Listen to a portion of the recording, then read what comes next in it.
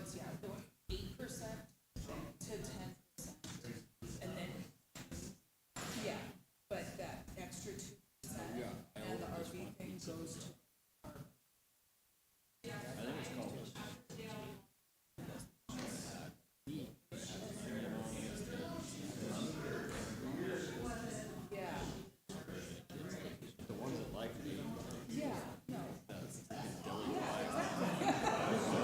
Go to San Francisco, you pay like 20-something% plus another, yeah, plus the like worker fee when you go out to eat. I'm like, what is this? Is this your tip? No. Yeah, exactly. But you know, they're like 3 drinks and I'm like, oh.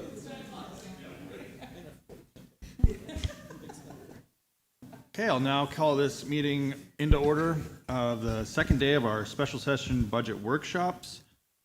Kylie, would you please take the roll? Supervisor Starkey. Here. Supervisor Howard. Yes. Supervisor Short. I'm here.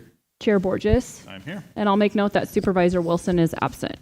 Okay, general fund budget workshops. Item A, we'll jump right into it with the sheriff jail budget. As we come on down. I think we'll kind of start off with the first budget of 231, the sheriff budget. You'd maybe let us know your current staffing rates and vacancies, and then we'll jump into questions. This on? Good Yeah, to go. okay. Can you hear me now?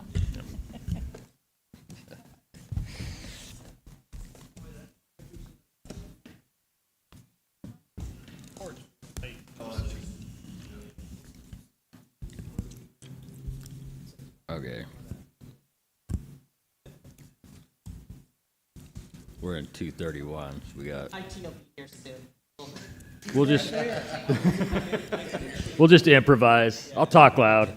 Thanks, Gary. So in 231, we have 30 funded positions. 3 are frozen. Looks like you've got in admin, there's 6 FTEs, 0 vacancies as of today. We have 1 person on FMLA leave. Sheriff, budget, logistics, administrative assistant, civil records, property, patrol positions, 16 funded positions, 3 are frozen. Let's see, 12.5% vacancy rate. Let's see, and then we're down from 55 and vacancies last year, 55% vacancies last year at the same time prior to the salary adjustment. 2 captains, 4 sergeants, 10 deputies. We've requested 1 new position. That's a sergeant. You guys should have that. That is to rebuild our investigations for narcotics enforcement. That position's gone. I'd like to get that back so we can start getting this fentanyl and homeless situation squared away. So that'll be a sergeant that'll be in charge of investigations unit, which we currently have 2 in there. I could add 3 soon. Yurok Tribal Police is willing to add an officer. Highway Patrol potentially can add an officer. Pelican Bay can potentially add an officer. But without a supervisor for that unit, you guys remember the old days when we had a drug task force. You just have to have someone run that's there all the time to make sure that everything's done by the book. Not that it's not, but it's court search warrants. It's a whole different animal as opposed to working patrol operations. So we have 1 dispatch supervisor. Let's see, 7 dispatcher positions. We have 5 vacancies as of today at 71.43 vacancy rate. So I'm thinking that probably dispatch is still one of our biggest areas, problem areas. Boating safety, 1 deputy. We now have a full-time deputy sheriff in that position doing boating safety. That's Tyler Balch. We got him from the police department. I think he's got 6 or 7 years on. So we've got that new boat that was in the parade, so which is wonderful, several $100,000 boat for ocean rescues. We've got a couple things to do, which one will be a kicker motor for it before it can go on the ocean.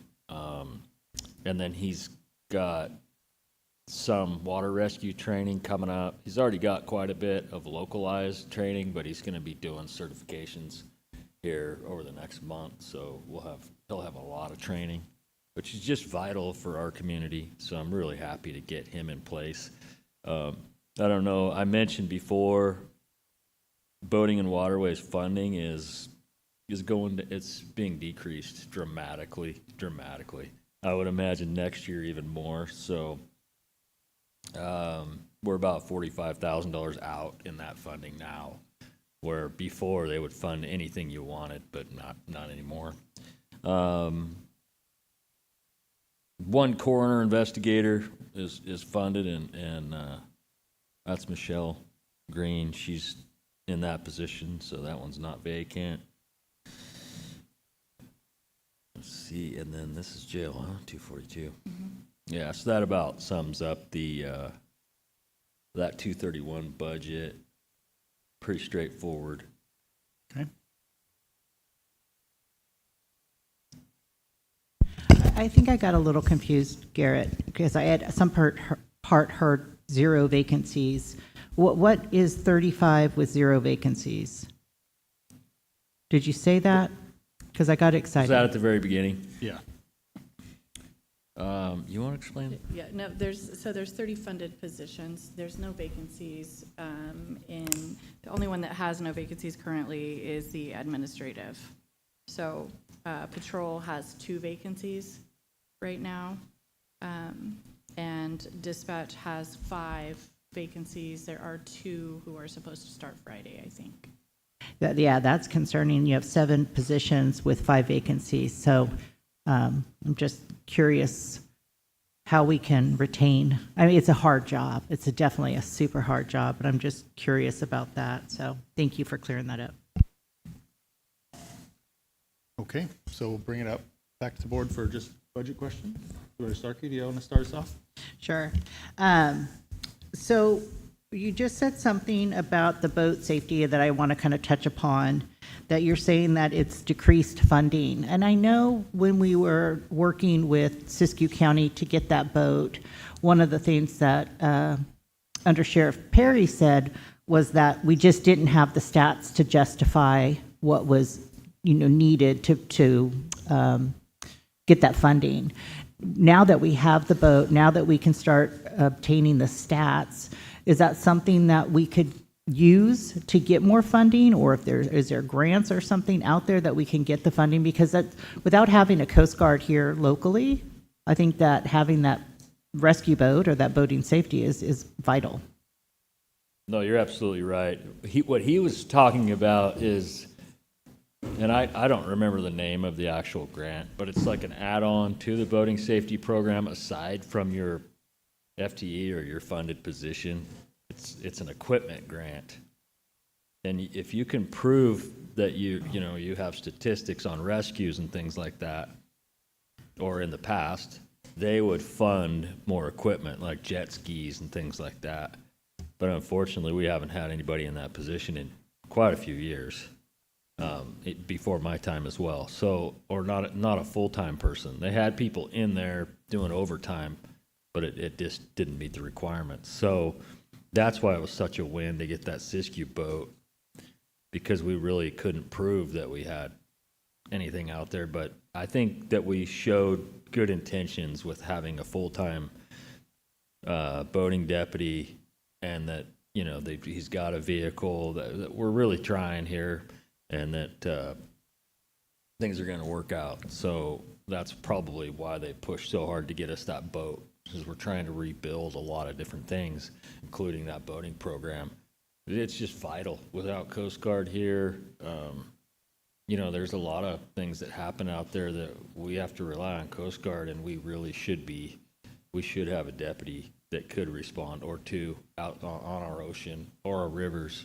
And so it's just been a big goal of mine And so that equipment grant was one that was a tough one to get. So I'm hopeful that they don't cut funding to that too, but I don't know if they will or not. So we'll have to see if that one takes a hit. I'm assuming it will, but we'll have stats now, so Yeah. that will be. Well, and it's be a good good for one. us to know so that when we are in Sacramento or we are talking to our legislators to really start pushing to make sure that we are helping you secure that funding. So I'm glad that you brought that up for us. In your $2.2 million request for staffing, that includes all the staff that you just stated minus the coroner. She has a separate budget. She has a separate budget, and so does voting. Boating has a separate budget. You're right. I forgot to print that out. And of that $2.2 million, does that include the request to have the drug task force deputy included in that, or was that denied? It does not, because it hasn't come to the board yet, so the salary is not included in that. Okay. Is it something that you're going to be requesting in the near future, so we're prepared for it? And then if so, how much is that going to increase your salaries? Yes, I hope to have it approved to bring on the final budget, and it'll increase the salaries by $180,000. 180, and that's the total salaries and benefits? Yes. Okay. All right, and then I do have questions on maintenance and structures. It's line 20181. I know that we're going through a major remodel here pretty soon, fingers crossed. But there's this 23,000 here. I was curious what that is. What are you expecting to do in the interim of us doing this major remodel? So the 23,000 is to replace the carpet in the upstairs area with flooring. We did go to Measure R, and it's part of our request and approval from Measure R for funding for that, and it's just to replace it with vinyl flooring. Where's in the- upstairs? In the whole admin area, the hallways and the offices and dispatch. The carpet that's there, it's been cleaned a lot of times, and it's just not great. Okay, but I mean, and I'm totally okay with that, I'm not saying that, but when we do the huge remodel, is this kind of putting a Band-Aid on something that we're gonna have to then replace everything when we do the whole huge model or remodel, or is this separate? It's separate. The Okay. remodel would be just on the jail side, and this is just in the administrative side. Thank you for, yes, you're right, okay, thank you for that. Under 20282, the search and rescue, my understand is, did we increase, is this search and rescue's budget, or what is this specifically with regard to search and rescue? Because I thought search and rescue, we only really funded $15,000 to $20,000 is my thought, what I remember. So I'm curious what this is, because it's an increase from year to date of 1,000 up to 32,000. Yeah, so typically we put 10,000 in that line specifically just for searches if, searches are necessary. In this particular round, this also included an equipment request that they had that OES. There's an offsetting revenue from OES that they were going to help fund. Since then, we've actually applied for Title III monies. So Title III will actually be covering all of the additional equipment in this line. Okay. Above the regular just search money that we typically ask for. Perfect, okay. Search and rescue, I mean, if we haven't noticed, search and rescue has been vital, and especially in this last 2 years, it feels, that they're constantly out there. When we just had the tsunami, warning last week, search and rescue was out and making sure that we're adding protection and layers of monitoring. So I'm very supportive of search and rescue in that. And then there's a vehicle request, and it was originally placed under 40622, but moved to 40625 for a vehicle from Measure R. It's $149,000. I mean, is that just one vehicle, or is that several? It's two vehicles, including the upfitting and radios. Okay, and You have a rotation, I'm assuming, on your vehicles? Yes.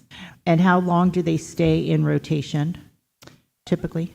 I don't know that there's like a set time. Typically, it's if they mileage, if the mileage starts to get really high, or if there starts to be just an exponential amount of repairs that we're constantly going. If the mileage gets high, typically what happens is that if we can, that vehicle will get surplus over to search and rescue. Okay. Because they don't have vehicles, and so this will actually replace 2 of the vehicles that the mileage is getting extremely high. Okay. And before we leave that Oh, sure. topic, Sheriff, I know we've discussed this quite a bit, enterprise and fleet services. With these high mileage type vehicles, these are programs that we need to be paying a lot more attention to as a cost savings to the county budget overall. They've, as we've discussed, they fully equip, outfit those vehicles to your needs. There's plenty on the back end for them once those service vehicles hit those high mileages. But I think we really need to start looking at that kind of program versus the cash outlay we're going to see on some of these line items coming out of Measure R, if that's where this is currently targeted. But let's continue to investigate that program if we can. You know, and Supervisor Howard has brought this up before, and at some point, I think it would be beneficial to the board to see that breakdown between what he's suggesting and the 149 for 2 vehicles. So I don't know if at some point we could put that kind of on the agenda to really, flesh out that discussion, because I think it's important, and if there's cost savings, we certainly want to do that. So I don't know how to bring that forward, but I think it's time that we actually bring it forward, because he's been trying on this for a couple years now, and I think it's time for us to look at the numbers and crunch them. So, then I want to commend you, and it's line item 90780. For years, if not decades, there has been an attempt to increase the amount of funding from the city dispatch services, and it's been widely unsuccessful until Sheriff Scott put his mind to it and went in and didn't back down, and you negotiated and you were fair, and you were able to increase that funding by $100,000. So I want to make sure that your work on this, your dedication on this is recognized, because many before you tried to accomplish that and were unable to. So thank you for staying the course and doing that. Thank you. I noticed, On that line, yes, go ahead. though, I noted that the city is, has not paid what we budgeted for last year. I was just wondering if there was an issue there that's going on with the city. I see we budgeted for 211 and they paid 98.9 so far. I just wondering if there's anything going on there. But Well, it's probably based on our staffing. Yeah, so the payments currently are only reflective of, I think there's only 2 quarters posted when this got printed, and then it's based on staffing levels. Gotcha. So the Perfect. vacancies. okay. Yeah. Thank you, Supervisor Starkey, for letting me butt in. Oh, no, I think that's good. If we're on a topic, we should all just kind of stay on that topic. And we'll be looking at the animal control contract next, get that revenue fixed as well. Yeah, I'm glad you brought up animal control, because I do want to touch upon that in a minute. It didn't come under your budget. It was yesterday under Justin's budget, which is fine. But I do want to kind of touch upon animal control. But I want to kind of talk about this. It's called AB 443. And I noticed that in the revenues, it comes in at 500,000. But when I start looking through the budget of how that AB 443, and I'm assuming it's very similar to AB 109 in probation. Money comes in and the money needs to be allocated out. But I don't see any allocations when I, look, and again, this is not my strong point, so correct me if I'm mistaken here, but I'm not seeing any allocations for 443. Does it need to be separated out like AB 109 does in probation's budget? Yeah, AB 443 is something that we're talking about right now with the budget team. It's trying to get that lined out a little differently than we've done in the past. And I think we probably have that, so you'll see a change in that. In the final budget? Right. Okay. There should be. That funding is, you know, a little bit, we want to use it a little differently than we have in the past, and I think hopefully we'll have something a little more agreeable for that soon. Is there certain restrictions on AB 443 that you can't use it for certain things, or the line items that are in the budget with zero balance, is that the only things you can use them for? Or Well, is there more discretionary spending for that? AB 443 is designed specifically for enhancing law enforcement services in a community. And it's specific to sheriff's discretion. And so that funding should come in and be used by the sheriff. And that's what it was designed for years ago when it came in. Wilson's not here right now to help explain that either. But we've used that differently, not necessarily wrongly, but just differently over the years. And we're trying to move it around so we can keep track of it a little bit differently than we have in the past. And the biggest part is that you can't use it to supplant, and that's what we want to avoid. So that funding should be, you know, with AB 443, that funding should go into the sheriff's budget at the sheriff's discretion of where he or she wants that, whether it's me or another sheriff. That's where it should be going. And where, if there is no money to make up for where that sheriff wants to put that money, then that is up to the board to decide whether they want to use general fund to back up wherever they move that to. It's very unique funding source, and in order to really get to the nuts and bolts of how to use it, it's very complex. You've got to look back in history, and so, you know, that's kind of what we've been doing, is trying to figure out how to monitor that. Okay. And do you have to report that, like, to the state, like how it was allocated, or is it just $500,000, Merry Christmas? Yeah, 500,000 goes directly to the sheriff's office for enhancing law enforcement services, and that's, you know, it's been used in various ways over the years. Sometimes it's been used to bail out for loss of positions based on the county having, you know, financial troubles. So sheriffs have used it for that, but it's really designed for a year-to-year basis on where it's needed, and that's the idea of it, of what it's for. Okay.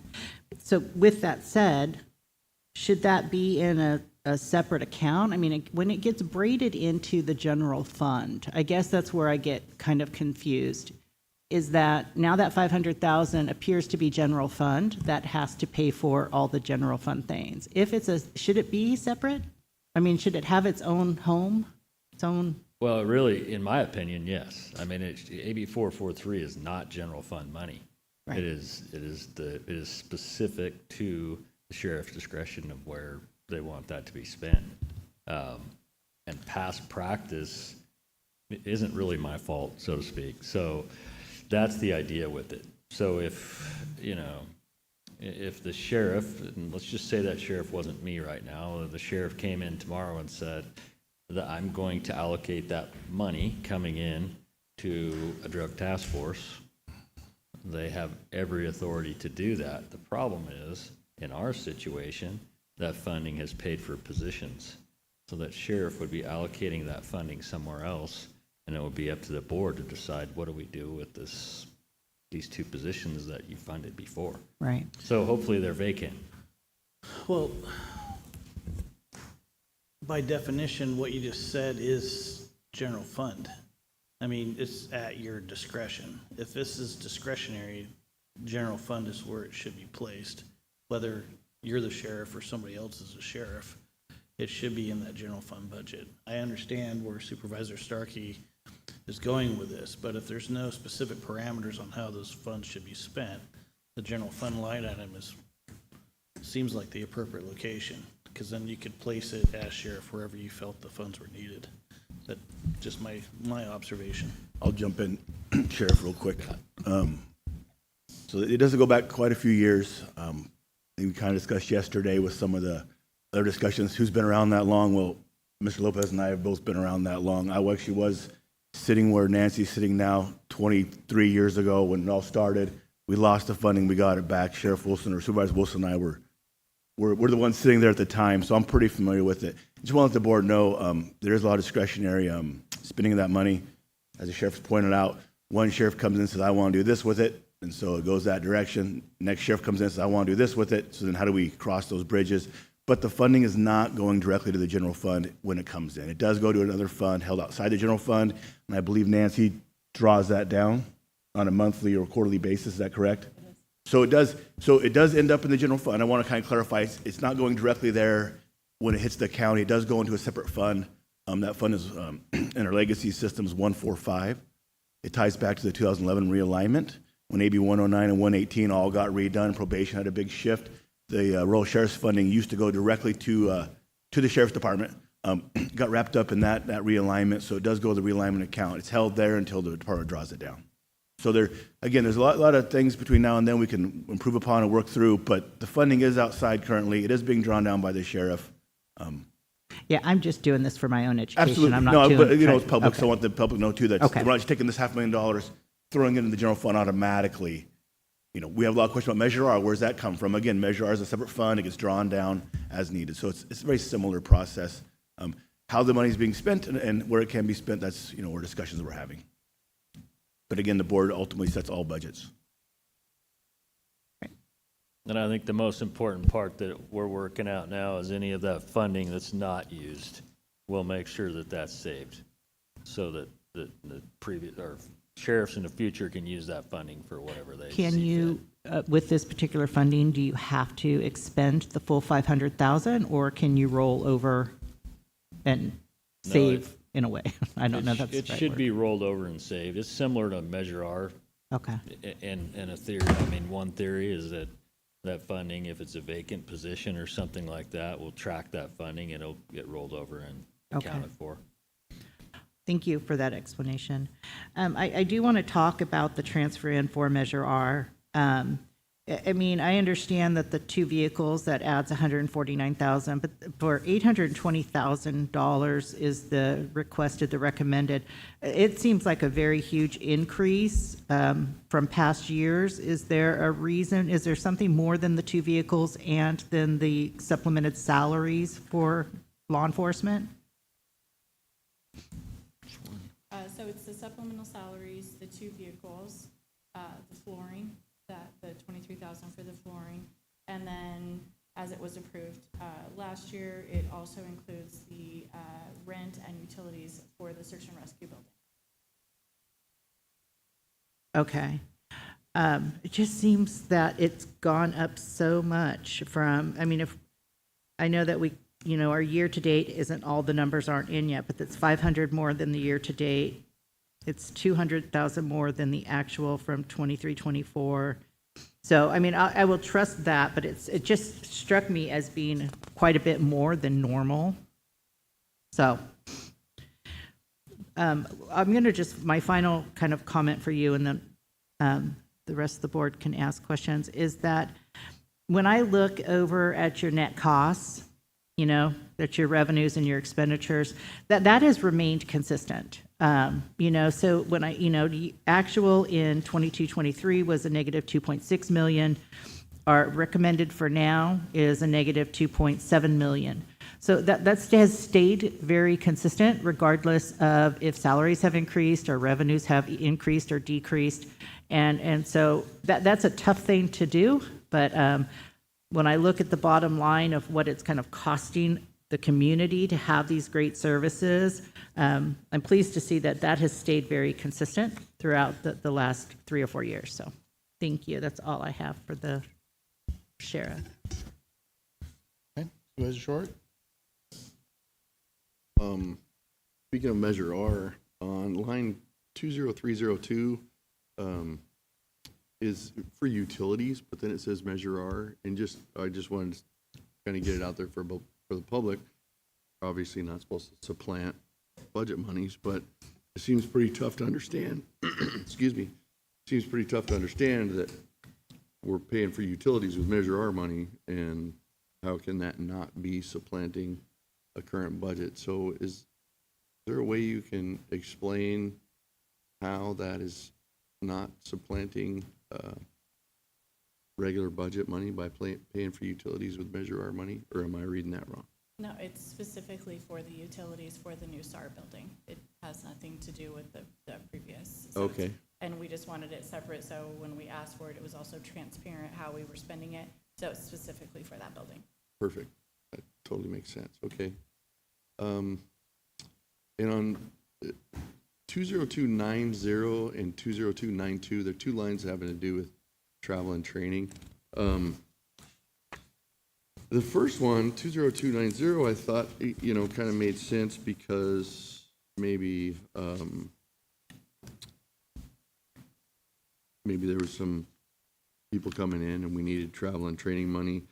But then peace officer training went down as well. I mean, is that just simply because we're reaching that place where we're fully staffed? Is that why we're seeing a higher number in travel and training and a lower number in peace officer training? So, How's so that work? 20290, there was an increase in that because there was a direct increase for search and rescue training for the coming okay. year. That is also included in the Title III application, so when the final budget comes, there'll be an offsetting revenue for that SAR training. So that actual cost will be just for the department and pretty similar. On 20292, we actually had 3 cadets go to the Post Academy last year, and so the expenses were higher, offset by payroll savings, and we do not have that plan since we only have 2 vacancies currently for the coming year. Perfect. Thank you very much. And that's all I had for the sheriff's section. I did forget to ask if they had a wish list. It sounds to me like it Oh, would yeah. be the drug task force, but I wanted to make sure I asked. I think most of the wish list has actually been included in here, except for the salary for that position. And there were several equipment items or subscriptions for needed items, Celebrite, and different investigative tools, and they have been included. Okay, perfect. So the only thing that you're really kind of hoping that the board will consider at some point is that 180,000 to add a task force sergeant or, right? That's correct. Okay. I don't know if it was a sergeant or. It is a sergeant. Okay. Yes. Chair, I just wanted to clarify that that was a clerical error for animal control being under ag. I seen livestock at the top and just assumed. It's not a problem. No, I know, but that was my fault. I just wanted to clarify that. That was totally on me. I apologize for that. No problem. So if there's no more questions on the 231 budget, we'll move on down to the 242 jail budget. And I don't think you mentioned staffing or vacancies for that yet, I don't believe. If you could do that, and then we'll get started. Yeah, let's see. 34 funded positions, 1 we froze. We have 2 FTEs for admin positions, 0 vacancies there. Jail positions, there's 18. Safety FTEs, there's 1 vacancy as of today. It's a 5.56% vacancy rate. Down from 22% vacancies last year at the same time, prior to the salary adjustment. There's 1 captain, 4 sergeants, 13 correctional deputies, 7 miscellaneous, and there's just 1 vacancy. Those must be the cooks, huh? Or no? 7 correctional technicians. Correctional technicians, yeah.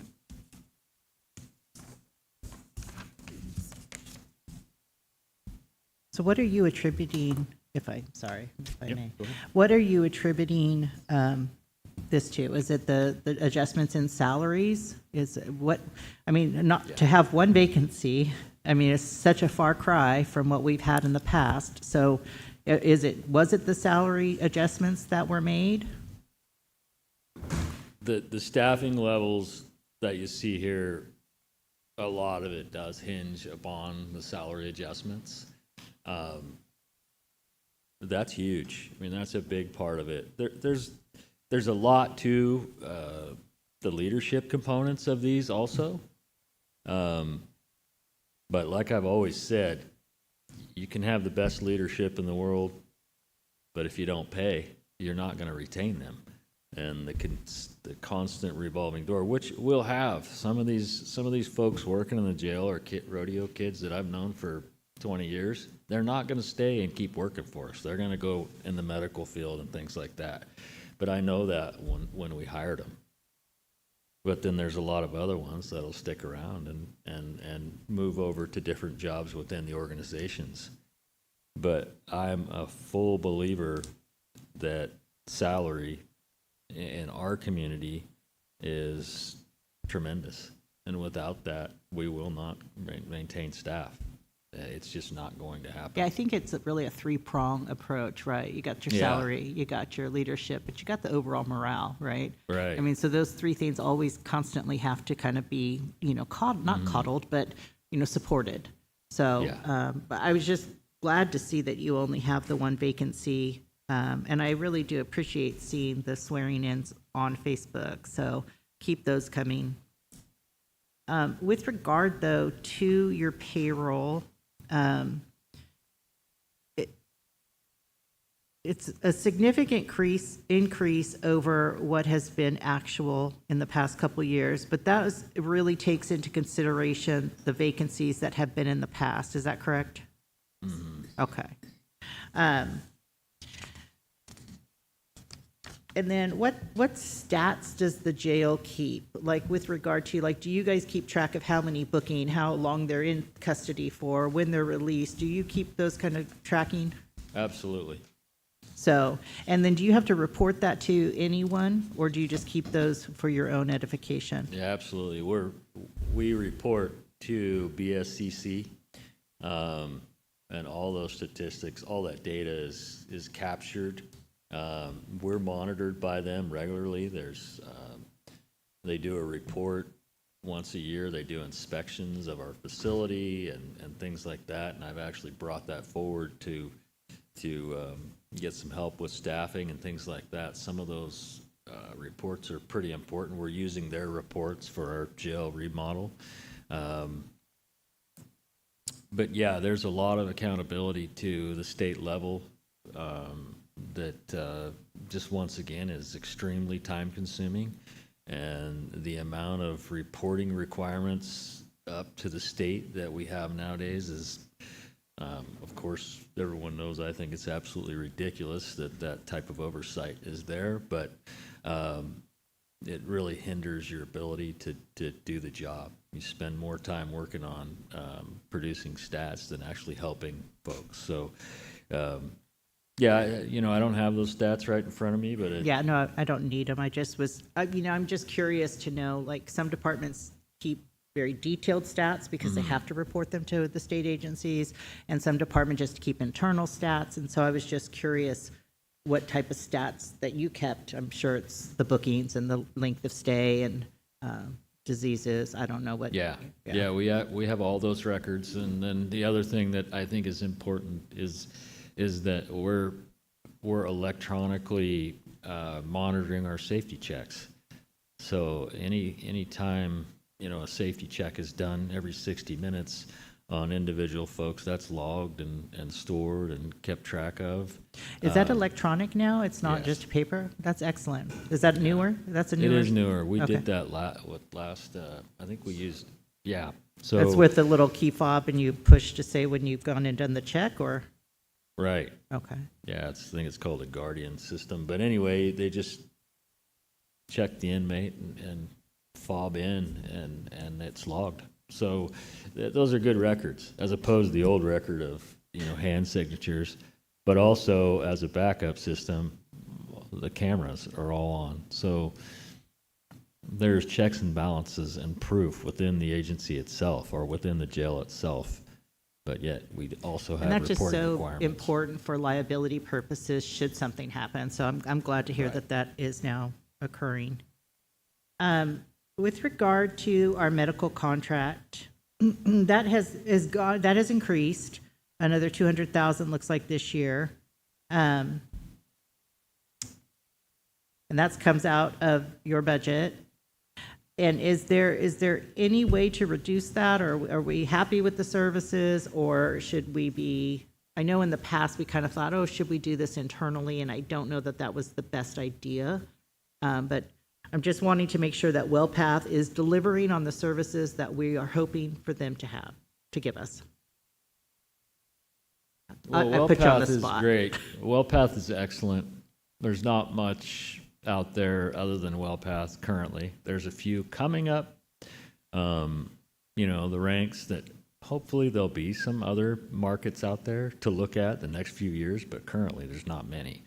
We've already gone down the rabbit hole of trying to find a different kind of avenue to do this ourselves, and in my opinion, and Neil probably could say a few things too, it's pretty tough to do it yourself.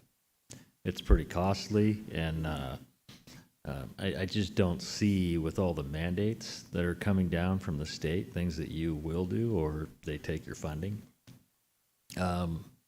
So right now we're with WellPath, and they're great. They're outstanding. They're able to do a lot of these programs, and they're 16 hours within our facility. So, as far as liabilities and lawsuits that other facilities are getting,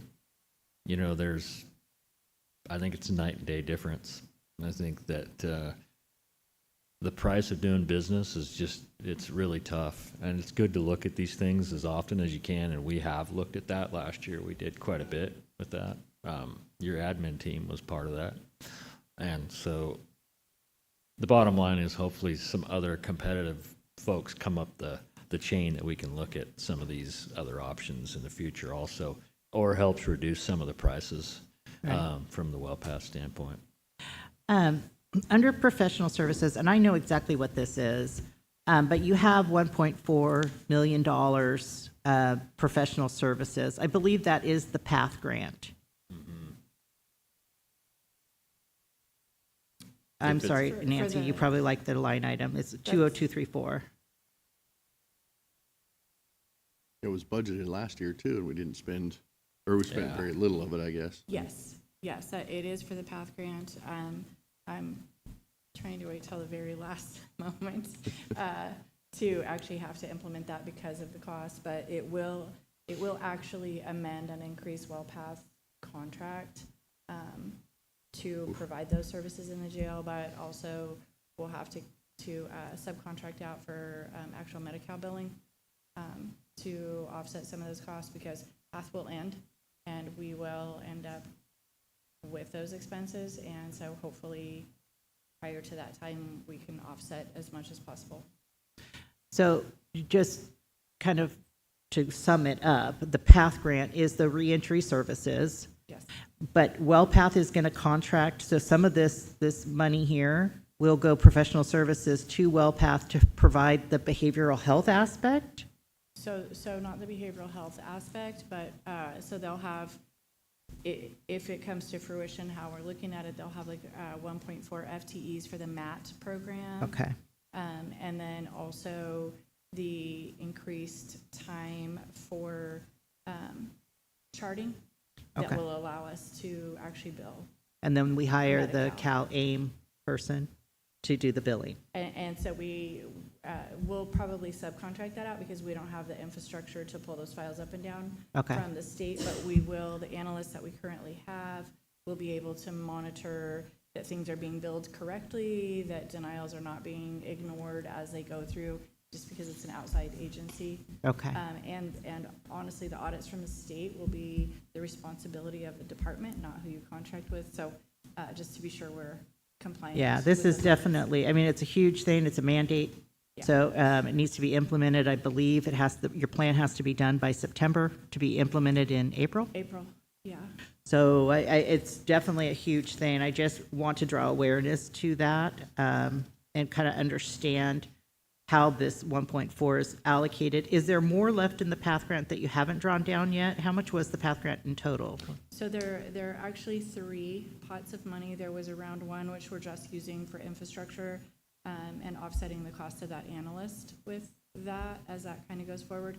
Round 2 is set aside for the jail rehab, for the room to do meds and psychiatry.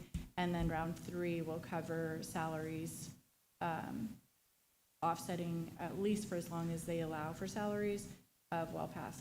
Is there any anticipation of a round 4? There is a round 4 available, and I think it's salary offset only. I haven't Okay. read too much into it, and it would only be when round 3 is expended. You can utilize round 4 for that. Okay. We're getting close on time, and I'm monopolizing as usual, but minor equipment, 20270, it seems like, what's minor about $83,000 is my question.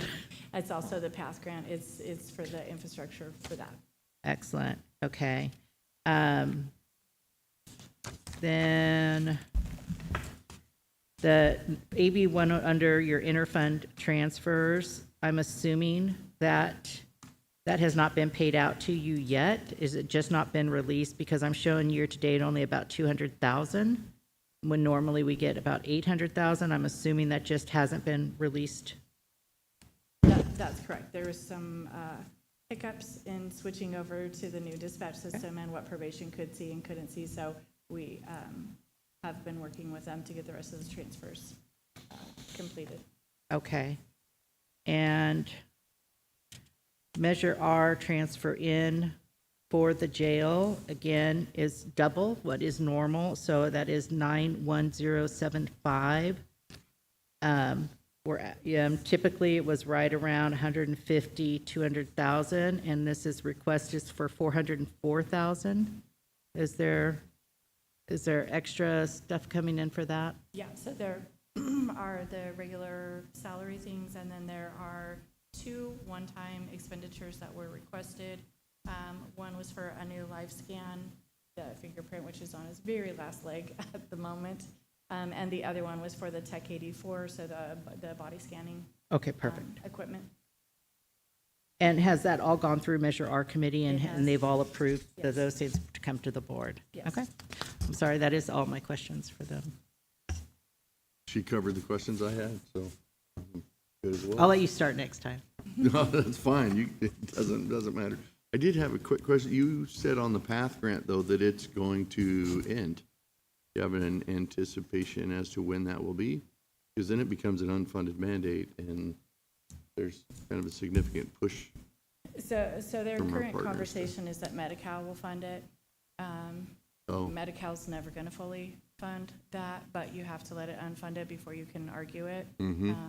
The admin billing for that is extensive for what you get back, which is not much for the administrative part to that. It's never going to fully cover the mandate. Okay. So gotcha. if the funding goes away, does the mandate? No. So, I Well- mean, that's something important to, Well, RCRC has a position that an unfunded mandate is not a legal mandate, so. Correct. So we are starting the process, RCRC is starting the process of trying to push back on those unfunded mandates, because if they're not funded, then they're not, they shouldn't still continue. Correct, and CSAC is doing the same thing. One piece of this, and we've done a lot of back history, back to 08, 09, and we're encouraging counties, and especially the department supporting those county endeavors, to really start tracking this, because we say these are unfunded mandates, but there's very little data to support how they're unfunded.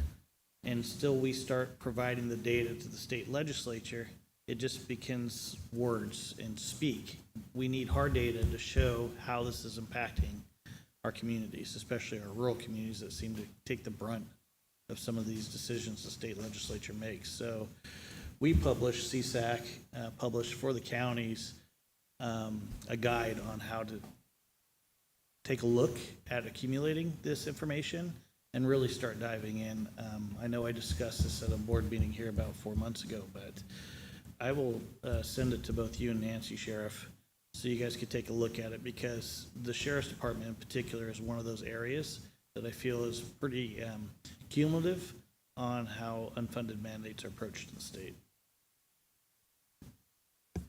Well, speaking of unfunded mandates, if I could just ask a little bit about Prop 36. Has your jail seen an increase in the bookings on that? Or do you anticipate there being an increase on the bookings on that? No, what we're seeing is a little bit, but not a lot.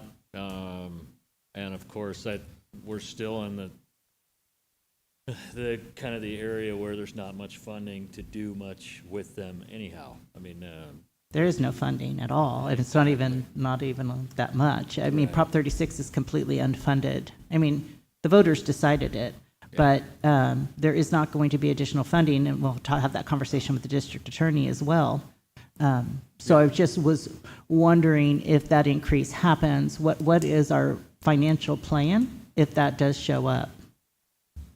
Which you may not have an answer. No, I don't. And people in Del Norte County just won't commit crimes, I think is the bigger. That's a good plan. I think right now, the important part is that we're making the arrests for the Prop 36 violations. We're holding them in custody. They're not being released. They're going to court. The judges are making those decisions based on criteria, whether they hold them or not. Off the cuff, probably 80% are being released, I would imagine. I wouldn't put that on paper until I could research it, but, and I know that the district attorney is prosecuting a lot of those as well. But as far as what the judges can do and what kind of funding they can find to make these rehabilitation programs happen, there's not any. So I don't know what's going to happen, and the success rate from the probation side of things. That's kind of going to be the toughest area. Yeah. With regard to the jail, any requests that you would like to have considered to be fulfilled? Or you guys covered there too? I think we covered most things. There was initially a salary request for the bailiffs, which we're struggling to recruit for, but I think that's in talks with SEA. Correct. For Yeah. that. Struggling to recruit. You stole our best code enforcement. Our senior code enforcement, I should say best. Yeah, Senior code- Ryan's listening. He's willing to help Ryan's out anytime. there. Yeah. Sorry, Ryan.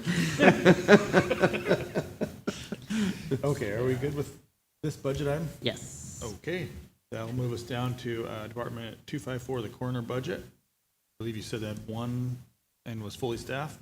Correct. Do you have any questions on that? I budget? don't, but I'd like to touch upon animal services, so. Okay, Before you guys move on with coroner budget, Sure.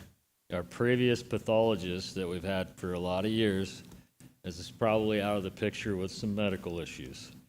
Across the state, California State Sheriff's Association, there's a huge increase in pathologist autopsies. So you're going from probably $1,500 per to over $4,000.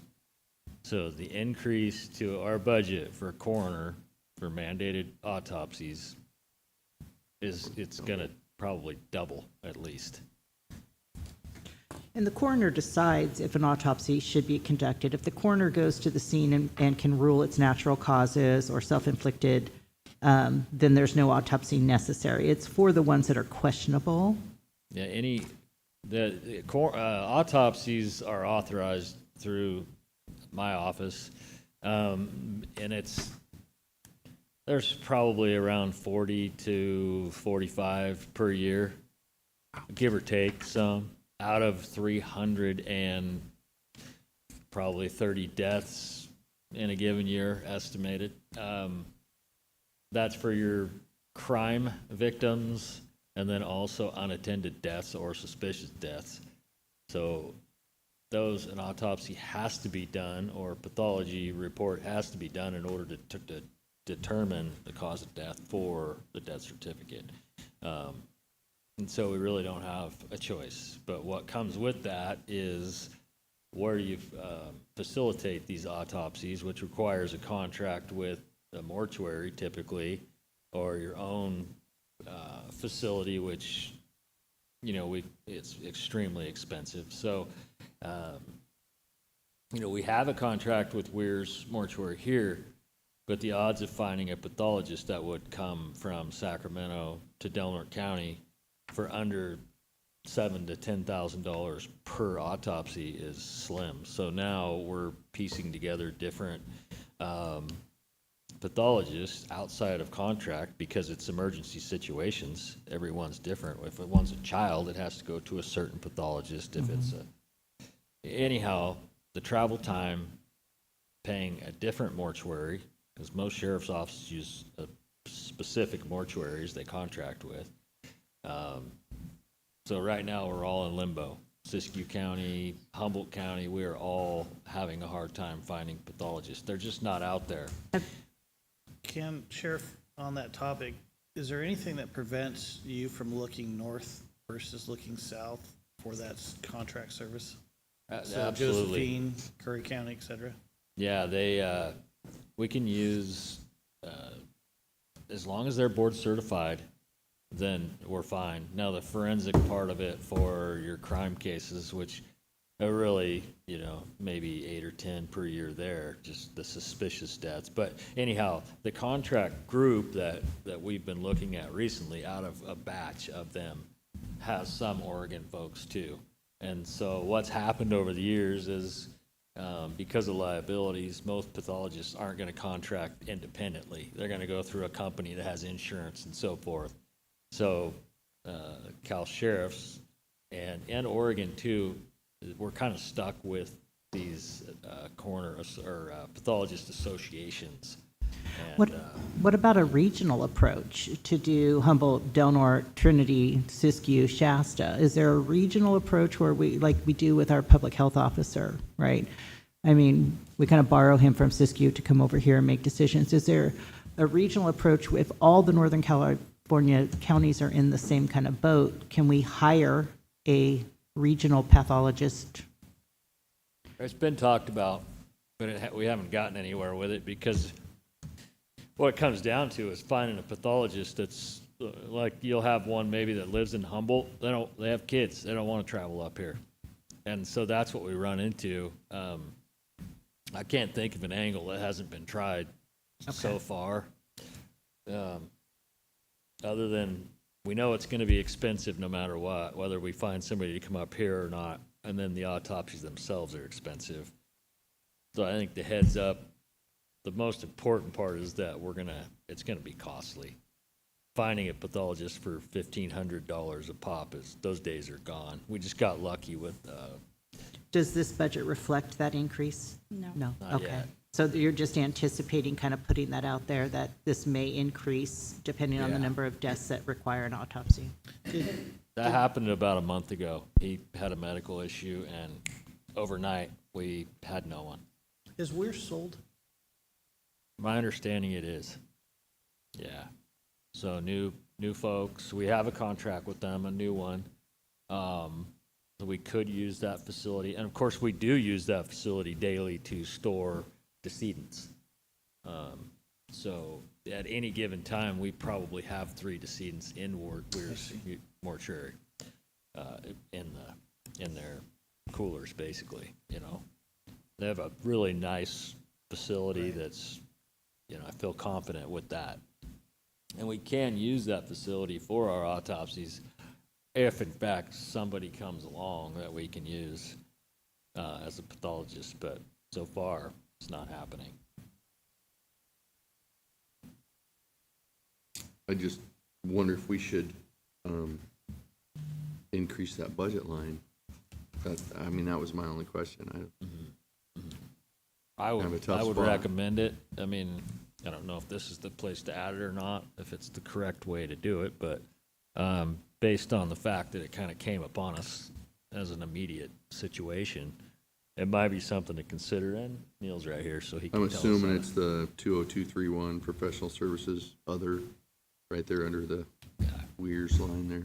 Yeah, so we'll have to, I'll put forth a proposal to increase that, and then also vehicle fuel, because we're transporting people currently to Sacramento. And then we were lucky enough to get a surplus vehicle from DHHS, so there's just a small amount of retrofitting to take the seats out of the back of that to use as a reliable transport, because somebody wants to break down in the heat on the way there, so. Right. Yeah. Have to explain that you. Okay. All right, last item, Good. I believe, for the sheriff would be animal services budget. How many employees are you currently having at Animal Services? 6. 6. Are they all filled? As of this week, yes. All right, that's what we like to hear. So I only have one big question about Animal Services, and that's about the buildings. I've heard recently that there are some issues with the storage buildings. And I don't have your budget in front of me for that, but is there maintenance, deferred maintenance, or something available for us to fix those storage buildings? I'm hearing that the electricity went out, and then when they went in to find things, and I've gone out there and I've seen the rotting and stuff like that. You know what building I'm talking about, those big sheds, or whether, I forget what they're called. Bays? The bays? I don't know. The bays are in pretty good shape, other than there's one on the very end that they wanted to do some changes to. There's a building kind of when you pull into the dog pound to the left. Yeah. They call it the Fish and Game Building, and that's where there's a modular trailer that someone lived in out there years ago that is still there, and then the Fish and Game Building that is pretty rotten and needs to be tore down. Is that where they store like the extra dog food? Yeah. Okay. Yeah. So it could be those. I'm not sure what happened. We just replaced the entire hot water system for the kennel building. So that's all on demand now, propane. Okay. That was an emergency order. Their hot water heater went out. I think a lot of things have been done. The entire office up front's been remodeled and completed, but And so the I'm not changes sure that you what that's asked for about. last year with regard to I haven't been out there, but when you walk in, that whole thing has been changed. So, okay, good. I'll make sure I go out and take a peek. Okay, I'll ask building maintenance about that last bay, because I've just heard rumors that somehow that's been red tagged. So I'll ask building maintenance when they come up. All right, thank you. Oh, anything for animal services that you wish that you had that you asked for you didn't get? No, I think they provided a wish list, and I believe I have included what they asked for. Okay, because I know Daniel Larson would want new dog kennels, so just putting that out there. All right, thank you. Okay, with that, I will open up for public comment on item A only. Please limit to 3 minutes. And once public comment's closed, Sheriff, if there's anything you wanted to respond to on those comments, that'll be your time. I'll be quick. In the Sheriff's Department, under computer equipment, there's a $29,000 increase over the 2-year average of 23 and 24. I was wondering about that. And I think the rest of my questions got answered with board questions. So that's the only one I still had a question about. The average for the 2 years was 16,186. The year to date is 32,000, but there's still that's still 13,000 more than the year to date, the 45,000. So I was just curious about that. I'm sorry. 2175, 20175. Okay, Ouch. was that the end of your? I'm sorry? Is that the last comment? In Sheriff's Department, yes. Do you want me to do all of them first and then, or let him answer this question?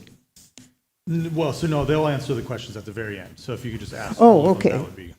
In the jail, in the food, it's 32,000 more than the average and 42,000 more than the year-to-date. And that's 20130. And let's see if I had anything on the next page. Oh, yes, the PATH grant. To me, that sounds like a restricted account. And I'm surprised that it's in the general fund, especially because it's so large. So I was querying whether or not that should be in restricted funds. The other is office supplies. They're 25,000 more than the 2-year average and 14,000 more than the year-to-date, and that's 20224.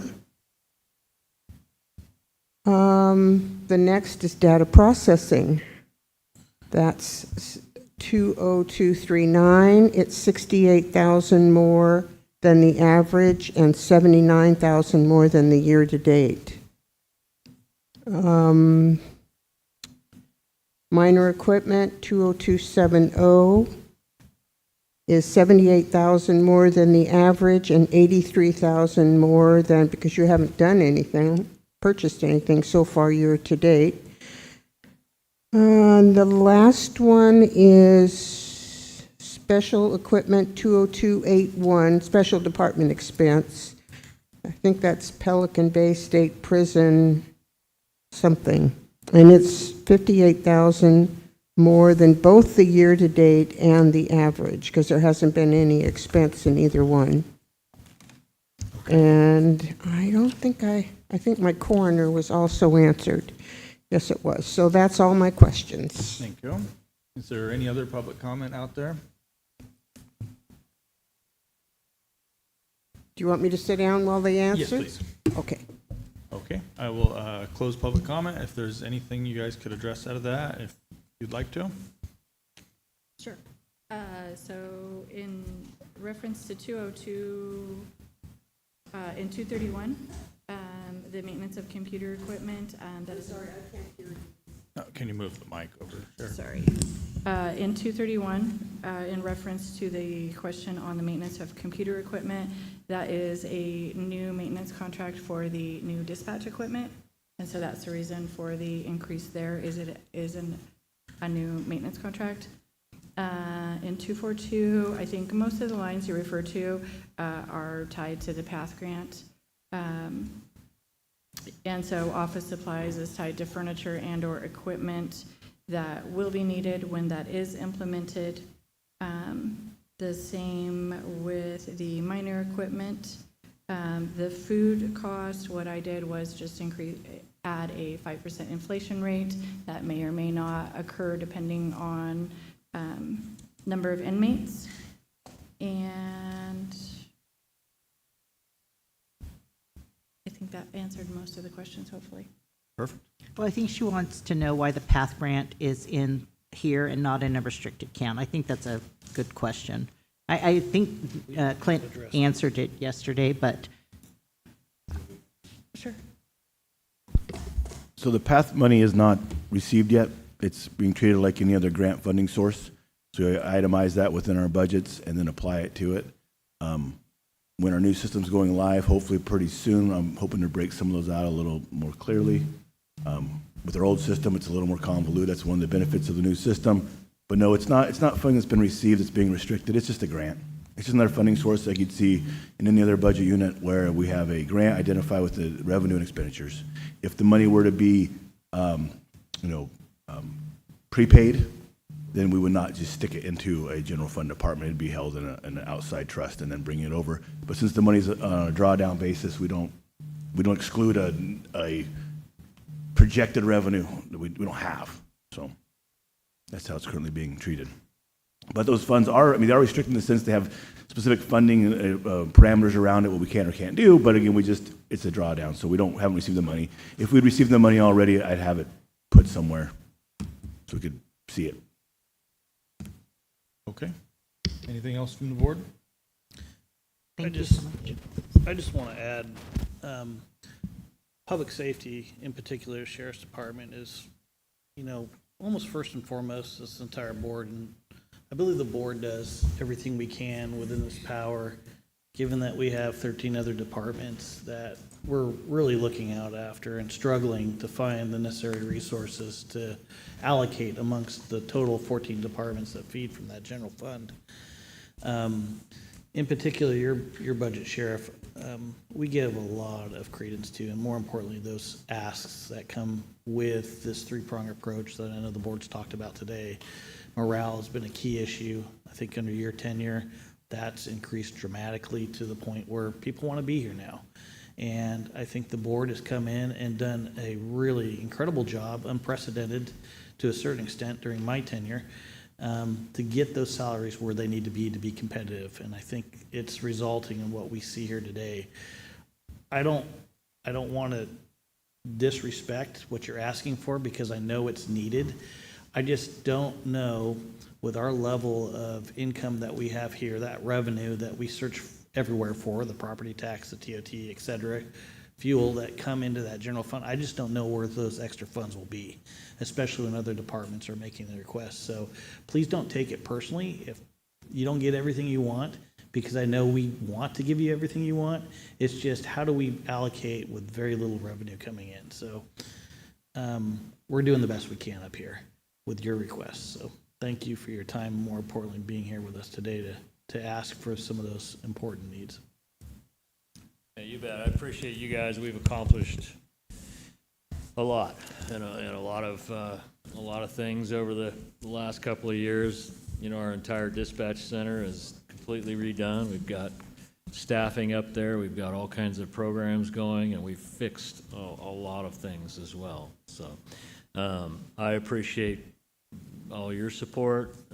I've come in here, and a lot of times there hasn't even been many questions because I think it's just a given that we need it. So some of those conversations, have felt like there didn't need to be much of a conversation because we all are pretty well on the same page. So I try not to ask too much of you guys and get into your pockets as much as I can. I just, some of these discussions are difficult, and we'll just do everything we can to keep it moving forward. And, it costs money to do business, and that's it. It's whether we can come up with it or not. So thank you, guys. Okay, thank you, guys. Sheriff. Thank you, Nancy. All right, next item B, the DA budget. That was good.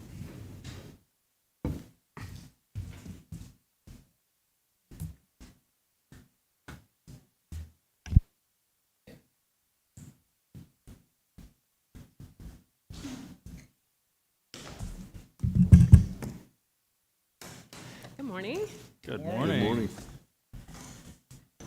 Okay, I guess if you could start out by telling us your current staffing levels and what vacancies, and then we'll get right into the budget. All right, so the DA's budget for staff includes the attorney positions, clerical positions, and then our investigations bureau. For the attorneys, there's myself, the DA, there's the assistant DA, Todd Zaki, and then I have 5 deputy DA positions. At this time, only 2 of those are filled. I have 3 vacancies for deputy DA positions. And the 2 positions that are filled are kind of my niche prosecutions. So one of them is covered by our domestic violence grant. And so even in spite of losing another attorney earlier this year, I've been able to keep her kind of insulated and be able to keep her just doing domestic violence cases. And then the other person has been dedicated to prison prosecutions and our juvenile prosecutions. And I've kind of tried to keep her in that assignment. And so that means that Mr. Zaki and myself have basically been covering all of the general crimes, including misdemeanors and felonies. And as the board knows, I've brought forward 3 contract attorneys over the last year. Started with Nico Mavris, and he's been picking up various cases that are going to require a lot of time. There's a embezzlement case that he's been working on. So just very limited cases because he has a private practice that I've been able to assign to him. After that contract, I presented the contract with Keith Morris. He came over from the public defender's office. He still has his private practice, but he no longer does criminal defense. He's solely doing prosecution at this time for my office in the criminal world. And he's been a great impact on what we've been able to put out. He's doing a lot of charging. However, he did come over with a lot of conflicts because he's been working on the public defender contract, and so anybody that he represented as a public defender, he cannot touch any case that comes in the office. So he had a lengthy conflict list. So it's not like I can just assign him a, Monday morning calendar, because half of those people that are on the Monday morning calendar, he cannot handle. So he's been a great addition to the office and our workload, but it does have some limitations, at least for the time being. And then most recently, the board approved a contract for George Maveris. He has not started under that contract. We had initially hoped that he could onboard the first of this month, but he still has a couple defense cases that he's working. And until he's completely done doing any sort of criminal defense, he cannot start on that contract. So I'm patiently or impatiently awaiting him joining the office, but once he does, I know he has some kinds of cases that he's looking forward to working on, and I've got some cases that I'm excited to assign to him. So he's going to be a great addition to the office. In the meantime, we still have those positions open. We've flown them. They've just been open. The last time we got an application, I think we've gotten one applicant for deputy DA in the last 6 to 12 months. That person didn't even show up when we scheduled a Zoom interview. So clearly they weren't really invested in coming to work here. And again, we just have not gotten a lot of interest in a deputy DA position, and a full-time deputy DA position. And I think that that's kind of common throughout the state. All of the DA's offices that I've talked to, they used to have hundreds of applicants, and now they just have a fraction of what they had. Being a prosecutor doesn't have the same allure that it did, 15, 20 years ago. And so I'm not sure if it's necessarily just salaries, if it's the location. I don't think there are a lot of young attorneys moving to Delaware County. So that's just what we're dealing with. And so it has been, staffing of attorneys has been the story of the DA's office, and I appreciate administration, the auditor, the board, in allowing me to do those contracts, because that is really making it so that the office can function. And so moving to investigations, currently we have the chief DA investigator position and a regular DA investigator position. The chief position is open. Vacant. However, I have been using AC Field on a contract basis to kind of still be there as the chief. I know law enforcement still uses him on a daily basis. I use him, my prosecutors do. He's still, an invaluable resource for the office. So thankfully, I'm able to have him be there even though he's retired. And then the DA investigator position that I have, I had to get creative to fill that position. Jen Williamson, she was our investigative assistant. We had taken her from probation, and she was our investigative assistant, and she just exhibited all of the attributes that would make a good DA investigator. And so I think we're the first DA's office to do this, but we financed and sent her through the academy at CR. She graduated, I think it was in December. The sheriff's office put her through their FTO program, and so now she is a full-time DA investigator for my office. And so I'm really excited about that. She's doing a great job. When I started at the DA's office, I believe we had 4 full-time DA investigator positions. We have a real investigations bureau, so now really what I have, if you look at my staffing chart, is that I have Ms. Williamson, who's been a law enforcement officer for less than a year. So one of the things moving forward that I would like to try and address, that I know I've tried to address in the past, is the salary for the DA investigators. It's the sheriff's office, because they're in a different bargaining group, and because Sheriff Scott has done such a great job with his fiscal person to get raises for the deputies and law enforcement for the sheriff's office, which I think is great. But the DA investigators, that's supposed to be kind of a promotion, right? In other counties, people want to go from the DA's office or from the sheriff's office to the DA's office because there's a pay and bump. There's a bump in pay, and here it's not that way at all. And so I have zero interest from local law enforcement wanting to come over because it's not a promotion.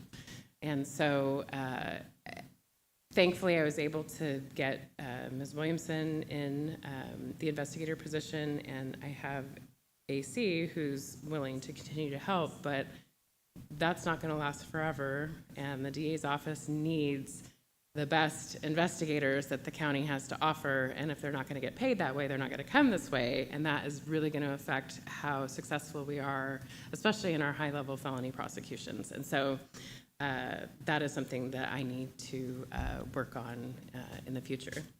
And then we have our investigative assistant position that was vacated by Ms. Williamson that is still vacant, so I've not been able to fill that.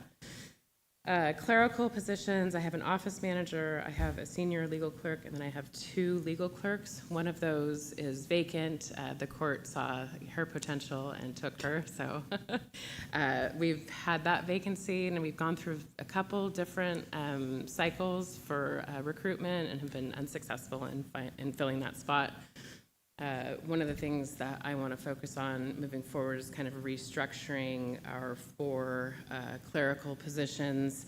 I think that I need to have somebody with more fiscal responsibility, because at this point it's me, right? And with my assistant, Todd Zaki, he's much better with budget than I am, but we're so focused on the day-to-day casework, and it makes it hard to focus on budget and ideas to restructure, and so I would really like to have somebody in the office that is monitoring the budget. I'm sure the auditor would appreciate that too, because they're very helpful, and I appreciate that, but I think that the office could really use somebody with more a money mind. So that's something that I want to work towards. And then again, victim witness, I know it's not under the DA budget, but I'm kind of in charge of their department. That's the grant-funded positions, and there's 3 of those, and those are all filled.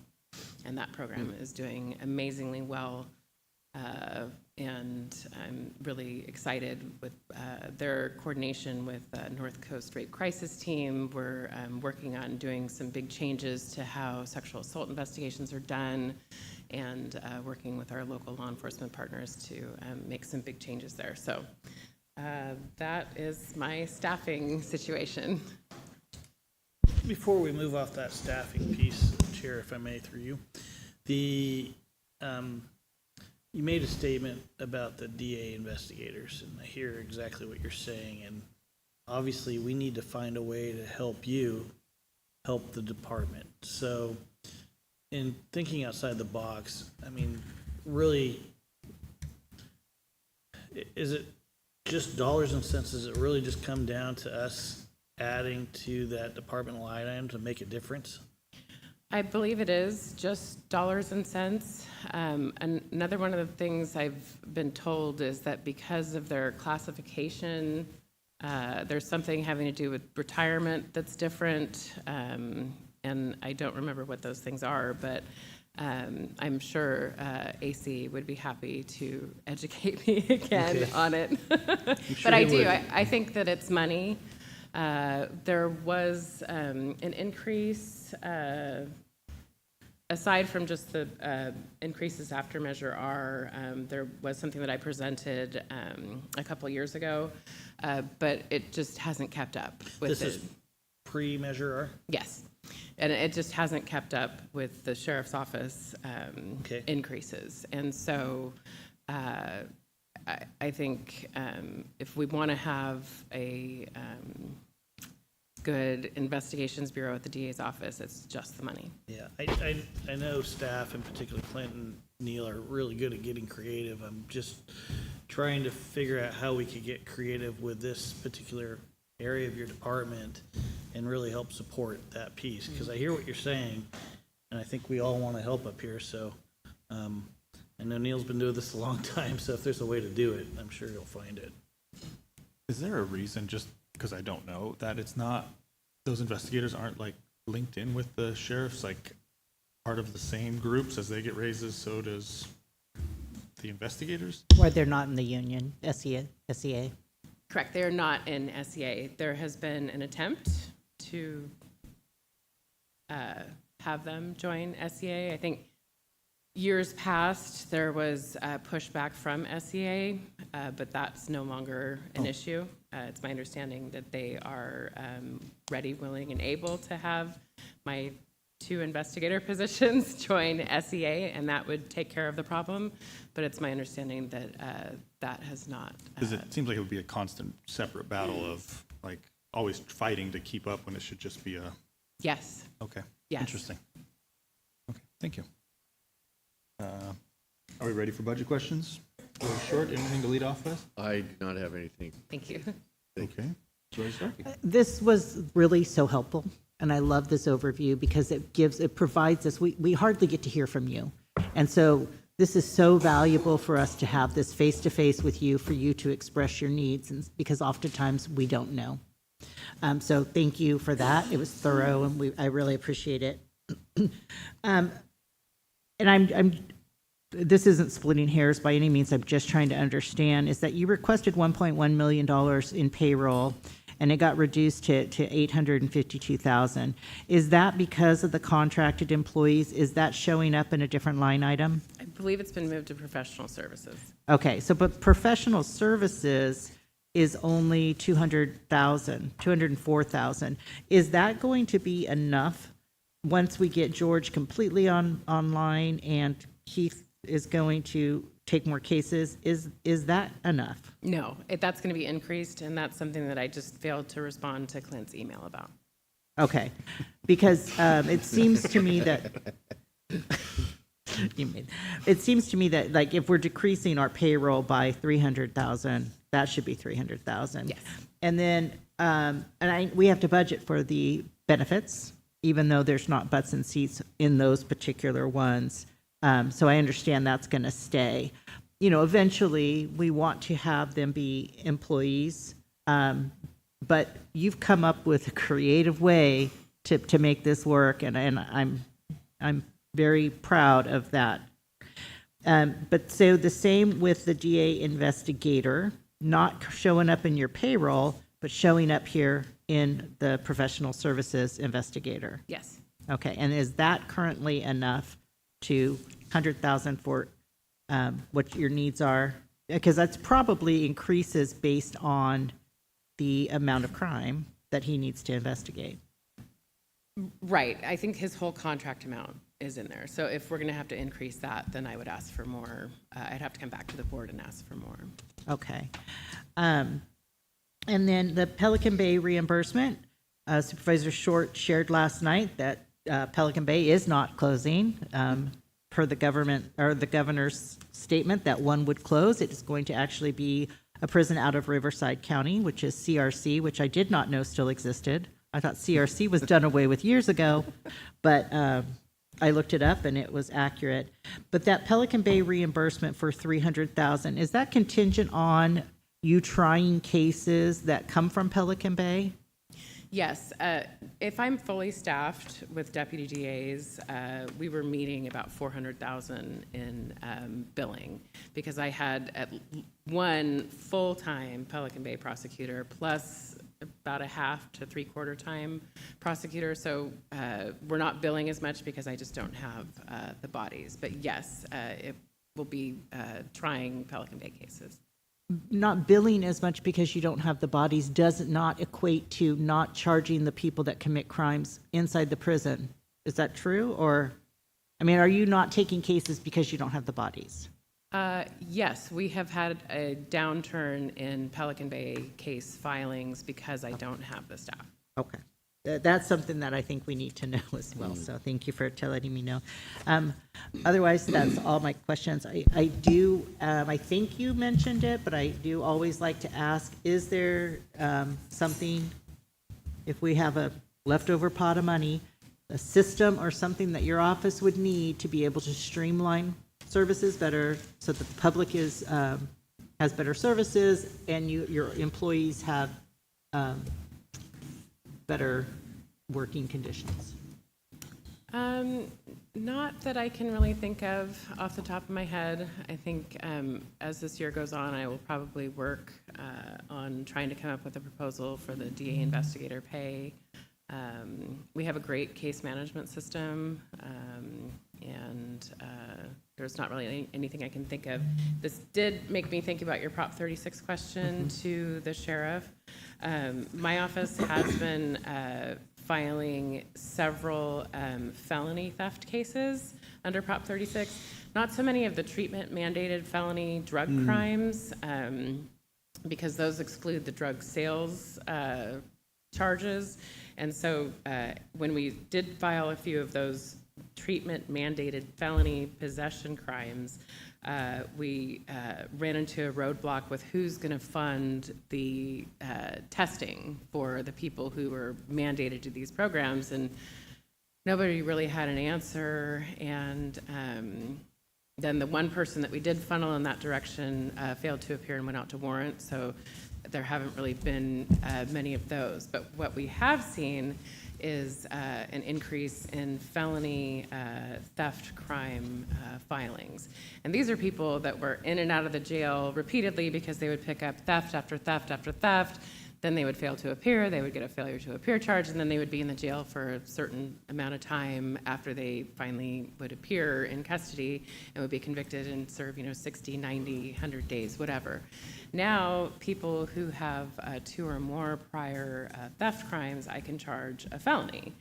And then if they plead to, it's a 666.1 of the penal code, if they plead to that, even if they plead to it as a misdemeanor, their subsequent conviction of that is, if it's treated as a felony, is state prison eligible. So finally, after decades of not being able to really have a repeat theft offender held accountable at the state level, which I believe might be a deterrent for some of these defendants, we have a new tool. And so I think just yesterday we had our first person convicted of first and second 666.1 be sentenced to state prison. And this is somebody who was just a repeat thief at Harbor Freight. And it's somebody that we have been dealing with for the last several years who, it didn't seem to be any deterrent at all to spend 6 months in jail. And so we'll see how it goes. Well, it's interesting, though, because if more and more of those people are being sent to state prison, perhaps the state will then start responding with some funding because, they're the ones that have to pay the bill at the state level. So that'll be interesting to kind of see as more and more judges are utilizing that state prison option. I have a question for Neil. Neil, do you believe at this point, given some of the board's direction, especially around the jail rehabilitation Measure R, that are we utilizing all the Measure R funding that we can within the DA's budget? I know it's pretty limited on Measure R funding, but in your opinion, is there any other areas that we could squeeze Measure R for to impact the DA's budget?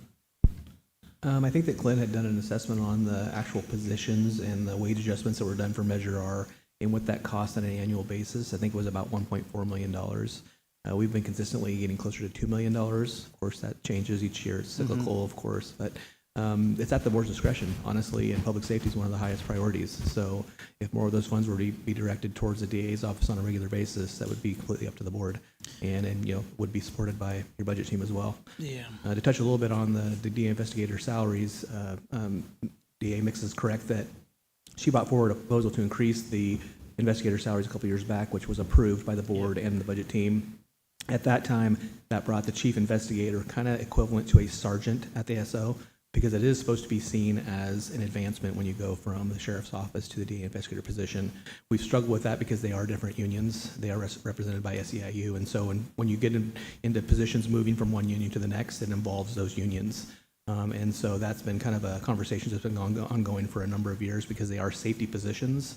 And typically at the SO, you'll see a union that has safety only, but they have a mix of safety and miscellaneous. And so that muddies the water a little bit also. But over the past year, you guys know you've given the SO significant raises, which has made their positions fall further behind. Yep. Refresh my memory, how far are we out on that position, these positions on our salary analysis? They're close to 30% out. That's something obviously we all need to pay attention to then. Okay. If there's nothing else, I'll open it for public comment. And at the end of public comment, if there's anything you'd like to add.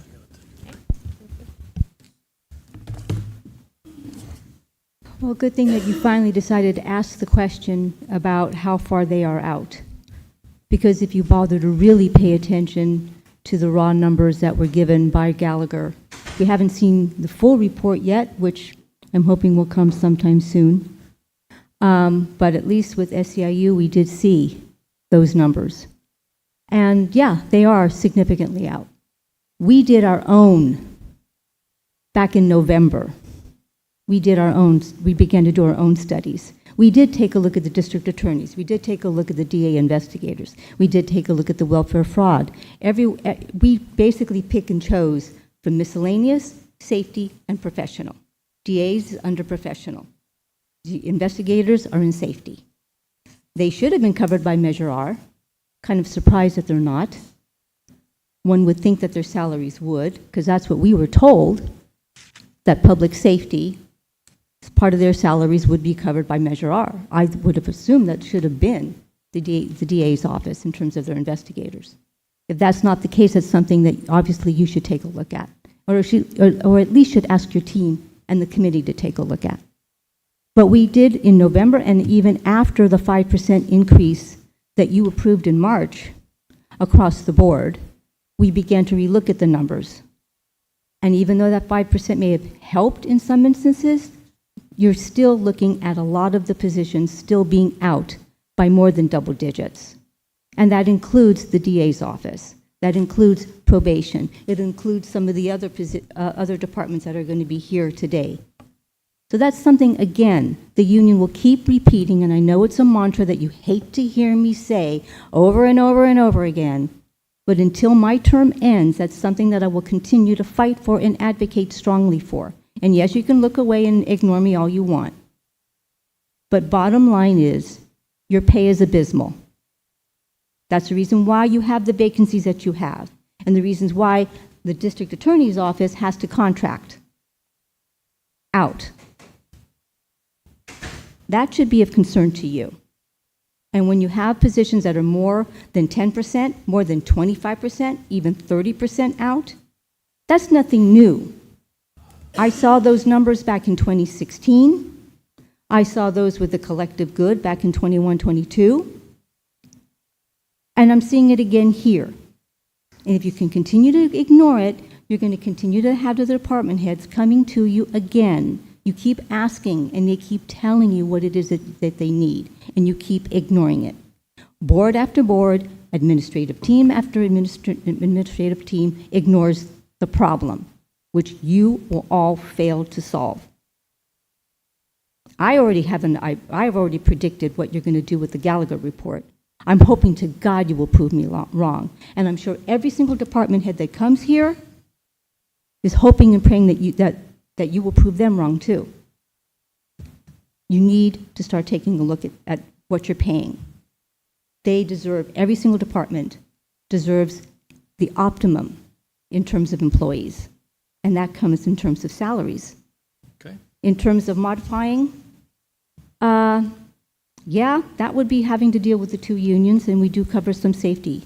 And we're not there yet. But I'm just, all I can do is advocate for them as I'm advocating for now, and will continue to do so. Okay. Thank you. Thank you. Any other public comment? Seeing none? Chair Borges, if I could, I could clarify something. The DA's office, their safety positions do receive Measure R. When the board approved overall wage adjustments for safety positions, they were part of that adjustment. It's been several years ago. Since then, the SEA Association has asked for additional Measure R increases and received those. Excellent. Any other comments from the board? Okay, and with that, we will thank you. All right, thank you. Thank you, Katie. Thank you, Katie. Moving on to item C, information technology budget.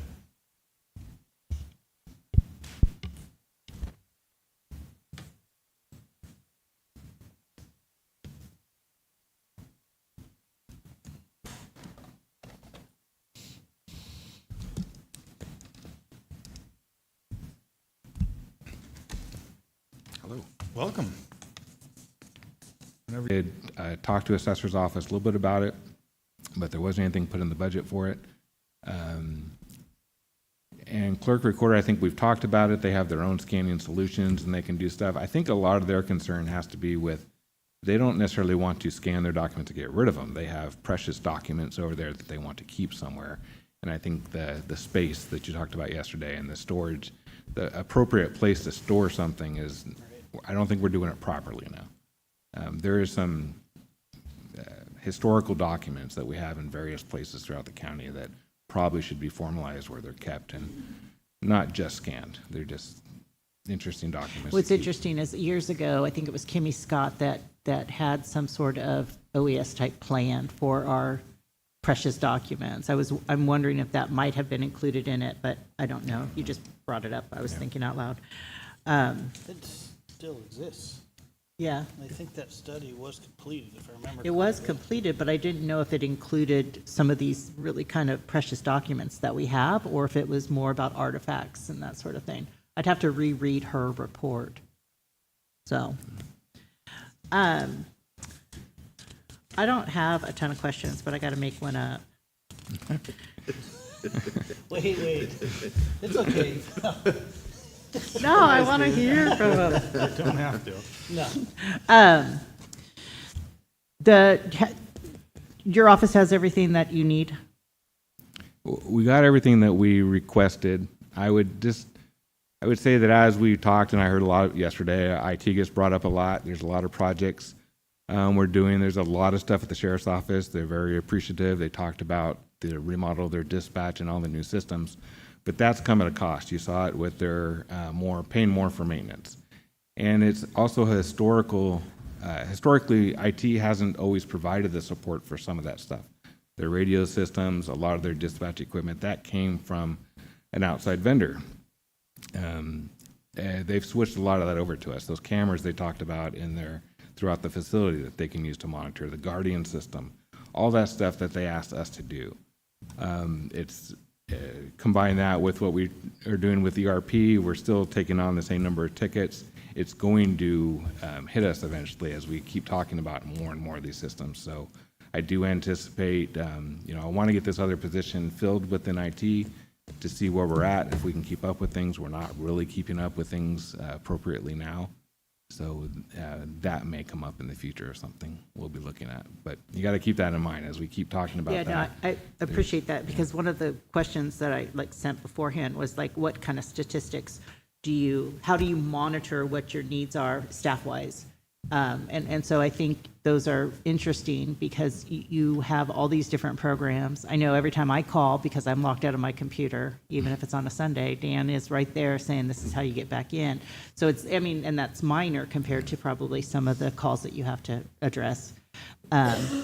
So I do appreciate that. I think it is something that we should have kind of on our radar, that perhaps the more that we rely on IT, perhaps you need to expand your department, is what I think I'm hearing you say.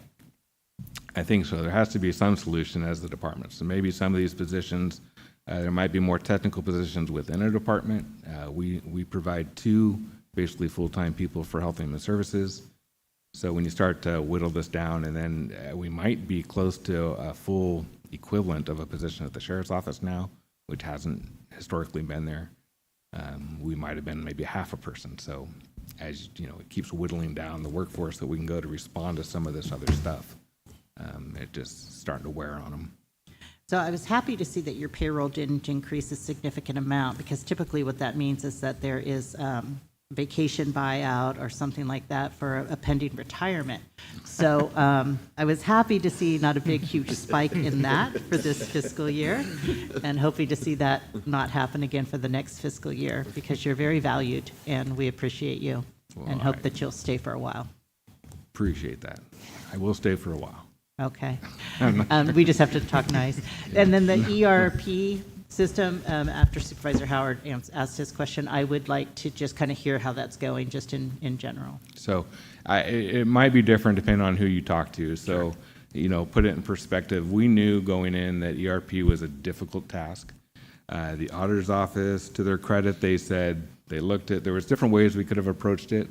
They wanted to standardize their accounts, how the state does. Everybody else in the state, Delaware County was different. They were only the county that did it, had their accounting structure the way they did. So they said we need to clean that up. That was probably the largest undertaking, and still is causing maybe the most grief throughout the county. But with all that work, with probably a year's worth of 2 to 3 days a week of full day trainings with the group, going through that, we did go live July, basically late June, we went live with the system. We are using it now. The system is producing all the checks and electronic file transfers. We're receiving and sending stuff. We're still working through just minor glitches, but I can see it increasing each week. More and more activity getting into it. Departments are starting to get into a little more of a groove with it. Electronic documents, there's no more sending documents from the departments over to the auditor's office and those getting put in file cabinets. So all that stuff we talked about is coming to fruition, so I'm very happy with it. I know it's just a lot of work, and I want to give a lot of credit to the auditor staff. It is just amazing. So you got to realize when we went live, they had to do the new system and then continue with the old system on everything else that had to be finished up with the old, and they're still doing that. And one's starting to go down. Last year starting to go down a little bit. I think they'll argue with me on that. And taking on the new staff. And then my staff are coming in and filling in. I thought, 75% of my time would be ERP. It basically became 100%. My staff filled in with additional ERP work and plus taking on other duties. So they've done tremendous, along with most county departments, are learning a new system that's stressful and getting pressure to get their budgets in, respond to Clint on the budgets, and then learn a new accounting system. It's a lot of work for everybody. So. Thank you. Dan, for me to follow up on Supervisor Starkey's question specific to the assessor's office, we did clearly hear that need about the 20,000 documents that they need prioritized somehow. What do you see as a cost that we could consider to get some of their document needs prioritized for scanning? Well, we did offer them the ability to do it. They had to put it in the budget to do it. I think part of those, and I had a discussion earlier this week with Jennifer about it, and which system do they want to scan it into? There is opportunity to scan into the ERP system when we are using that now live with Health and Human Services. They also have a system they've been using called HalFile, and you'll see a contract come to that because we'll need to renew that for at least the time being. So we need to make some decisions on that, and then it's just having them get in the queue for scanning. If they want to start scanning, they don't have to put all the money in at first. They have to have some money to move forward with that. Okay. But I think they have to make a decision on their old documents. They have a tremendous amount of information that already has been scanned. It's sitting in a system right now. If we're going to continue there, then that's fine. If we're going to move it somewhere else, we got to really concentrate on that first. So, but there is a plan. Thank you. Same thing with community development came up yesterday too. They're continuing scanning. We are sitting down this week actually looking at options for building permits and planning division systems. So. Any other questions? I'll open up public comment. Can't hear you. The 3 times I had to do a conversion. Okay, so I'll close public comment, and thank you, Dan. Thank you, Dan, so much, Thank and you, your Dan. staff. Appreciate you. Brings us up to item D, building maintenance and parks budget. No. Nope, come on down.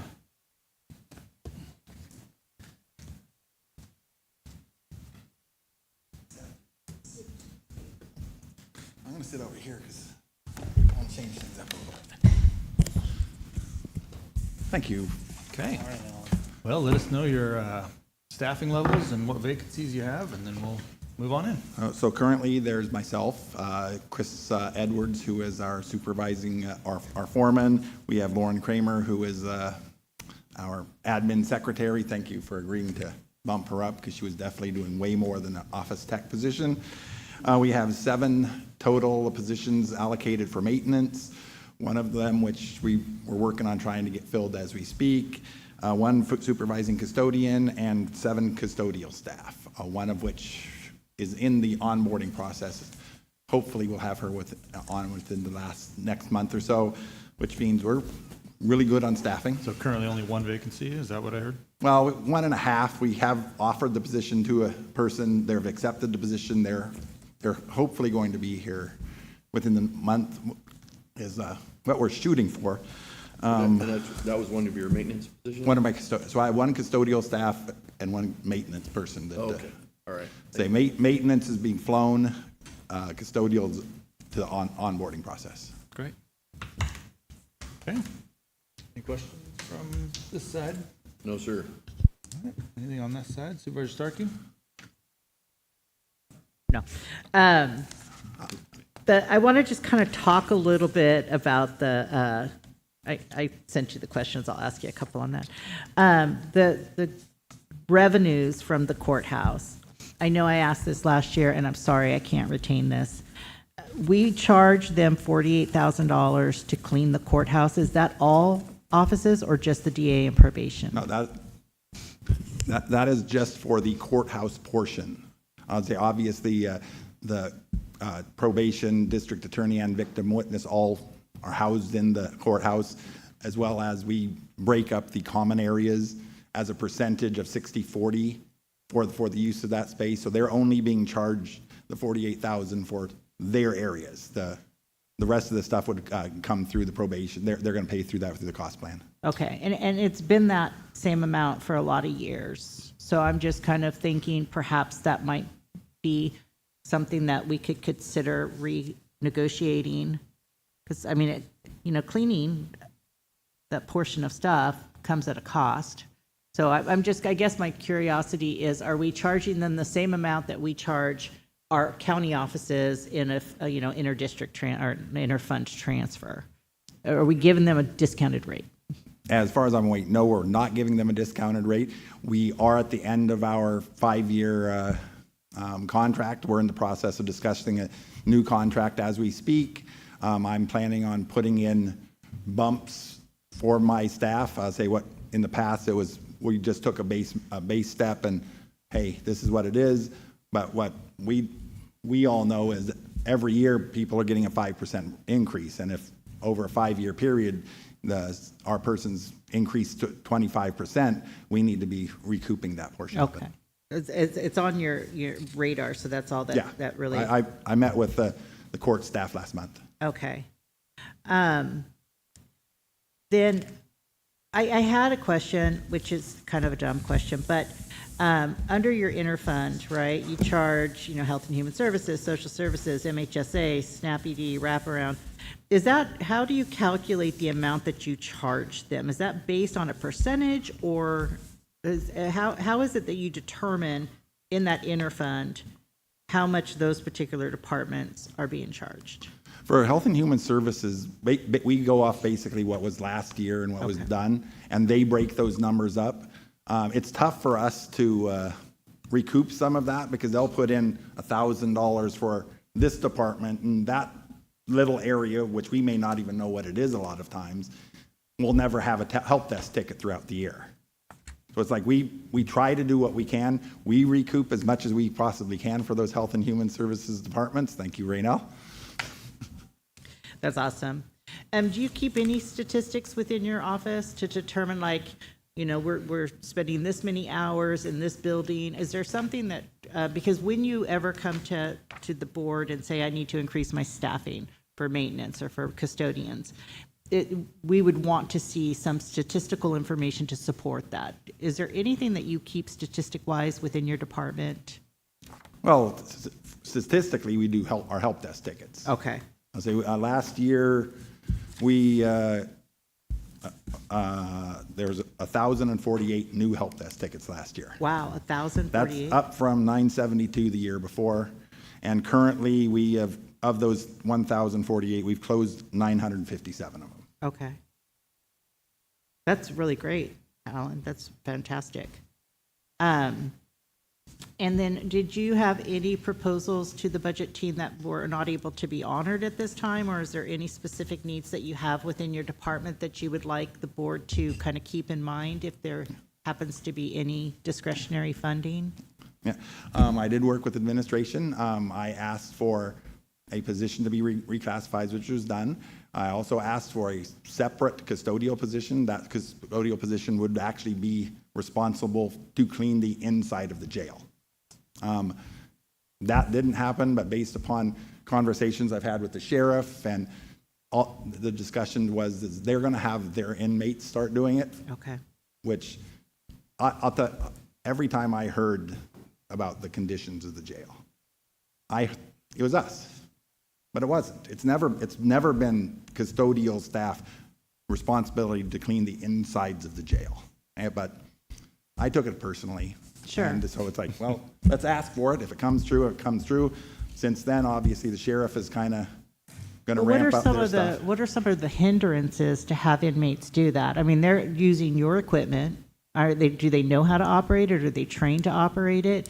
You know, I mean, some of this equipment can be expensive. So when we ask for the inmates to clean the floors, let's say buff out the floors. Well, we don't provide them anything. I'll say the jail and the sheriff's office actually works through Mendez, which is our supply company, and they actually broke it out, so they're getting all of their own supplies. So we don't provide floor buffers, we don't provide mops, Okay. they get them themselves. We do have plans through our part-time person, which we have on board, thank you, Neil, that's one of the things that I don't believe they have the ability to do. So we have my part-time staff person who is going to actually start cleaning, at least stripping and mopping and waxing the floors inside the jail. Okay. And how did E3 go this year? Were you able to find valuable students? We found two wonderful youth. One of them is still on with us because she took a 2-week family vacation and then had a death in the family and then the fair, but she's actually out in the campgrounds with us right now. She's doing great. The other young man that we had, he came on, he busted out his 120 hours, and as soon as that happened, we moved him straight down to the fairgrounds because we know they always need help this time of year. So, oh, that's great. Yeah, he wonderful program. And I want to commend you on the revenue for the parks. Every single park this year has gone up in revenue. And I believe years ago you told me that prior to you coming up with a system for payments, that oftentimes some of those payments just didn't come in or went missing. So I just want to commend you. I know I might do it every year, but I want to commend you again that your system is working. It's showing in the revenues. And with that, I believe that we are providing a great recreational area for not only our locals, but for the visitors that come here. And I really appreciate the fact that that's showing a huge increase from what is projected. Yeah, we're very diligent on that one too. I say we actually, myself, I'm out in the campgrounds at 6 a.m. picking up envelopes. I've got our foreman who lives in Smith River, who's goes to Clifford and Ruby all payments are in the system by 7 o'clock in the morning, and that allows our camp hosts who have the tablets to, oh, you didn't pay, and they are collecting the money and the revenues are showing it. And my final thing is that Lauren seems to be really working out for you, and so I was happy that you got that assistant. Has that alleviated some of the work that you need to do and help? Obviously, if you have 148 work tickets and 957 got completed, you're able to focus on those instead of all the paperwork that previously you had to do? Yeah. Lauren's been great. She's definitely taken on a lot more now that, she took it on before. We just kind of tried to keep it quiet. But getting her paid for doing that was my main goal. Yeah. Awesome. Thank you, Alan. Great. Okay. Any public comment on this budget item?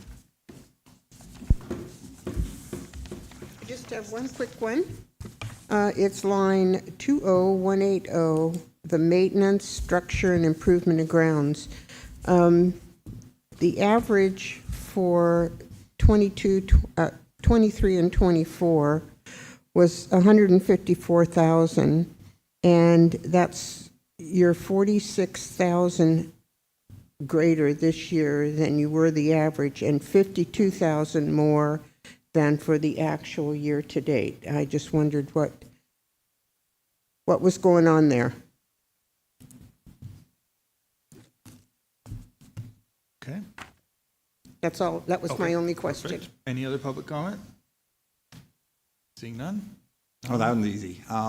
Every year, or previously, every year for the past 7 years since I've been doing this, come May and June, we're looking at the budget, and then it's kind of like, we need to slow down. We're not going to have enough money to make it through the end of the year. So we spend 2 months slowing down, and then we spend 2 months catching up. So I went to the budget team this year, and I was like, hey, let's make it so we don't have to slow down, and we can just keep going. And that's what I asked for. That's what they proposed, and I appreciate it. Great. Okay. Anything else? I got a whole list of things that I was going to tell you. Well, unless you really want to tell us, I think we're all done. I do want to know one thing this year that you've been particularly proud of. Well, I mean, there's a lot of things that I'm proud of my staff for. But I'm going to go do a quick little synopsis of what's happening because you guys may not be aware of it. The VFW was re-roofed through the Capital Improvement Fund. We're in the process of, we rehabbed one of the CSA lift stations for John. That was paid for through CSA money, so it was actually real money that came back to us. We got long-term ticket. We got the lobby at the assessor's office dealt with, so she's happy. IT's got a really cool conference room that nobody's ever brought up, but and the Keller septic. As of Monday, the property is prepped and ready for the new septic system to go in. We have a contractor on board to actually do the work, and hopefully in the next few months, that's going to be completed. But I do want to go back to the jail. Say most of our time is spent in the jail. And over the past year, we converted our empty office space to 3 offices for the sheriff. We rehabbed his complete office. We've rehabbed the old IT office. K-Tank, completely redone, just like the D&E. They're almost done with F-Tank and animal control lobby. That being said, you mentioned something about the animal control. What I can tell you about that is that building is, we're relatively certain that it's complete. It's got asbestos siding. We are absolutely certain that the entire sill plate along the east-facing wall is rotted out. When we did the facilities assessment, all of this was brought up, and the building does need to come down at some point. Absolutely. First of all, I'd love to spend some time with you touring what you did at the jail. So if you have an opportunity to kind of show me around there, that would be great at some point. So what's our plan then for that building out at Anna? So I'm glad that my rumor wasn't completely without merit. However, I'm sad to hear that it is worse than I thought it was. So what is the plan for that? Well, the plan would have to start out with an asbestos assessment, asbestos remediation, and then either go with the fire department to have a training burn or let us tear it down. But what bottom line is we have, in order for us to do anything, we have to have the asbestos remediation done. The entire base, all of them? Well, no, the entire outside of the facility is what we're relatively certain is asbestos sheeting. The, where they keep this, where they store the vehicles and stuff, is that the building that you're talking about? No, this is one that's over more towards the ocean on the other side of the kennels. Okay. That's what he called as the CDFW or fish and game storage thing? Okay.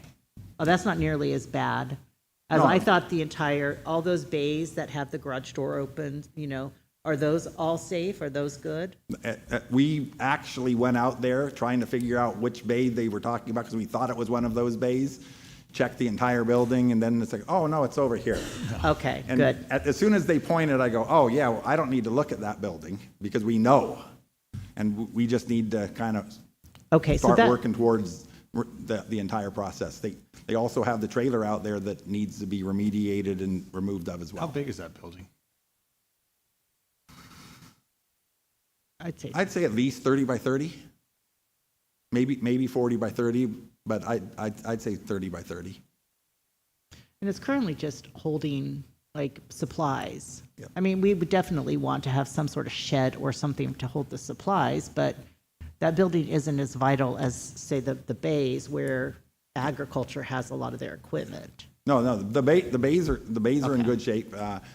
I haven't looked recently, but I mean, last time we were there, they had some stuff in some of them that could have been better used in my book, but it's not my department to tell them what to do.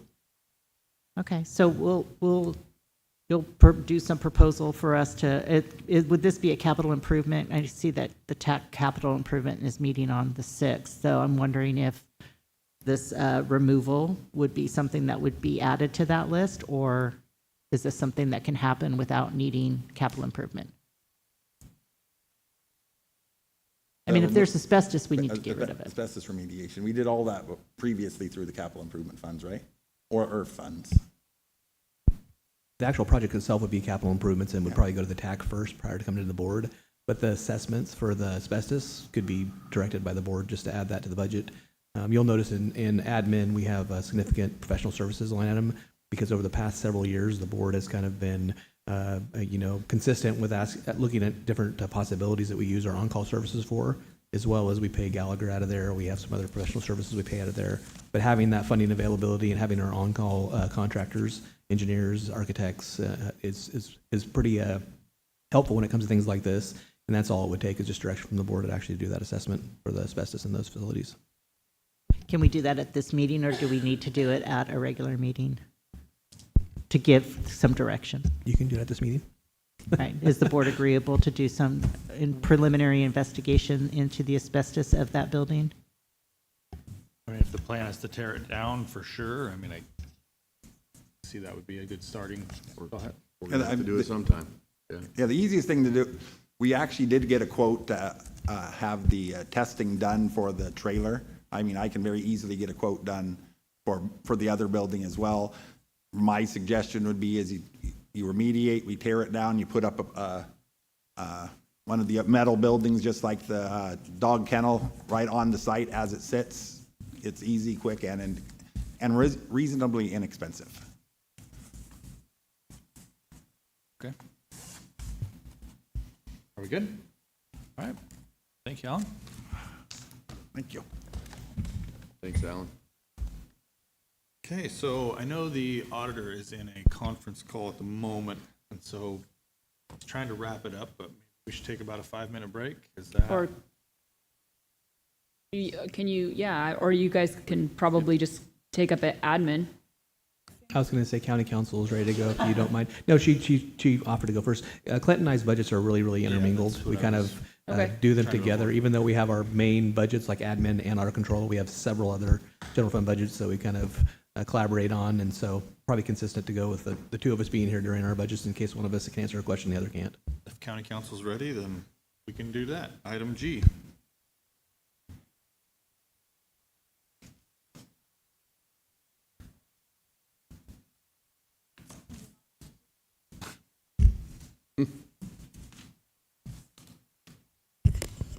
Okay, welcome. So I guess start out with staffing and vacancies.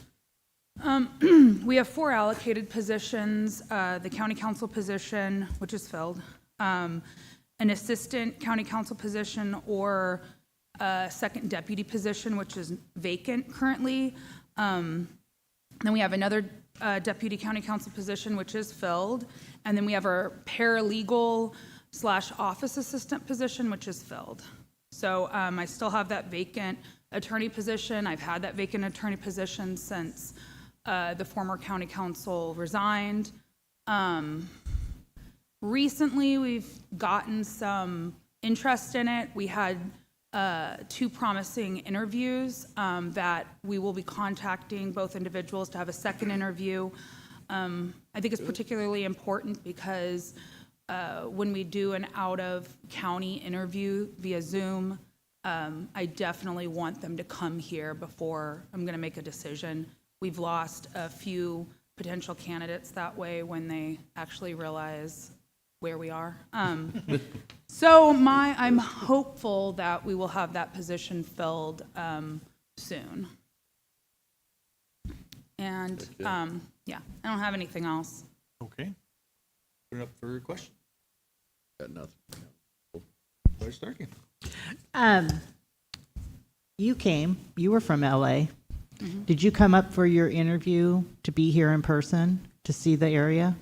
Yes, they would not allow me to interview through Zoom. So it's effective, Yes. is that? So it's a great strategy. My only real question that I have from you, besides I do want to hear some of your accomplishments or things that you might need, is, your travel and training is $50,000, which is $5,000 more than the entire Board of Supervisors. Now, I get that you probably have to have required to stay up to date on legal stuff, but is there a reason why that travel and training is so significant?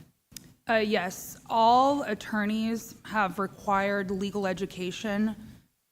We get that by going to the conferences and whatnot.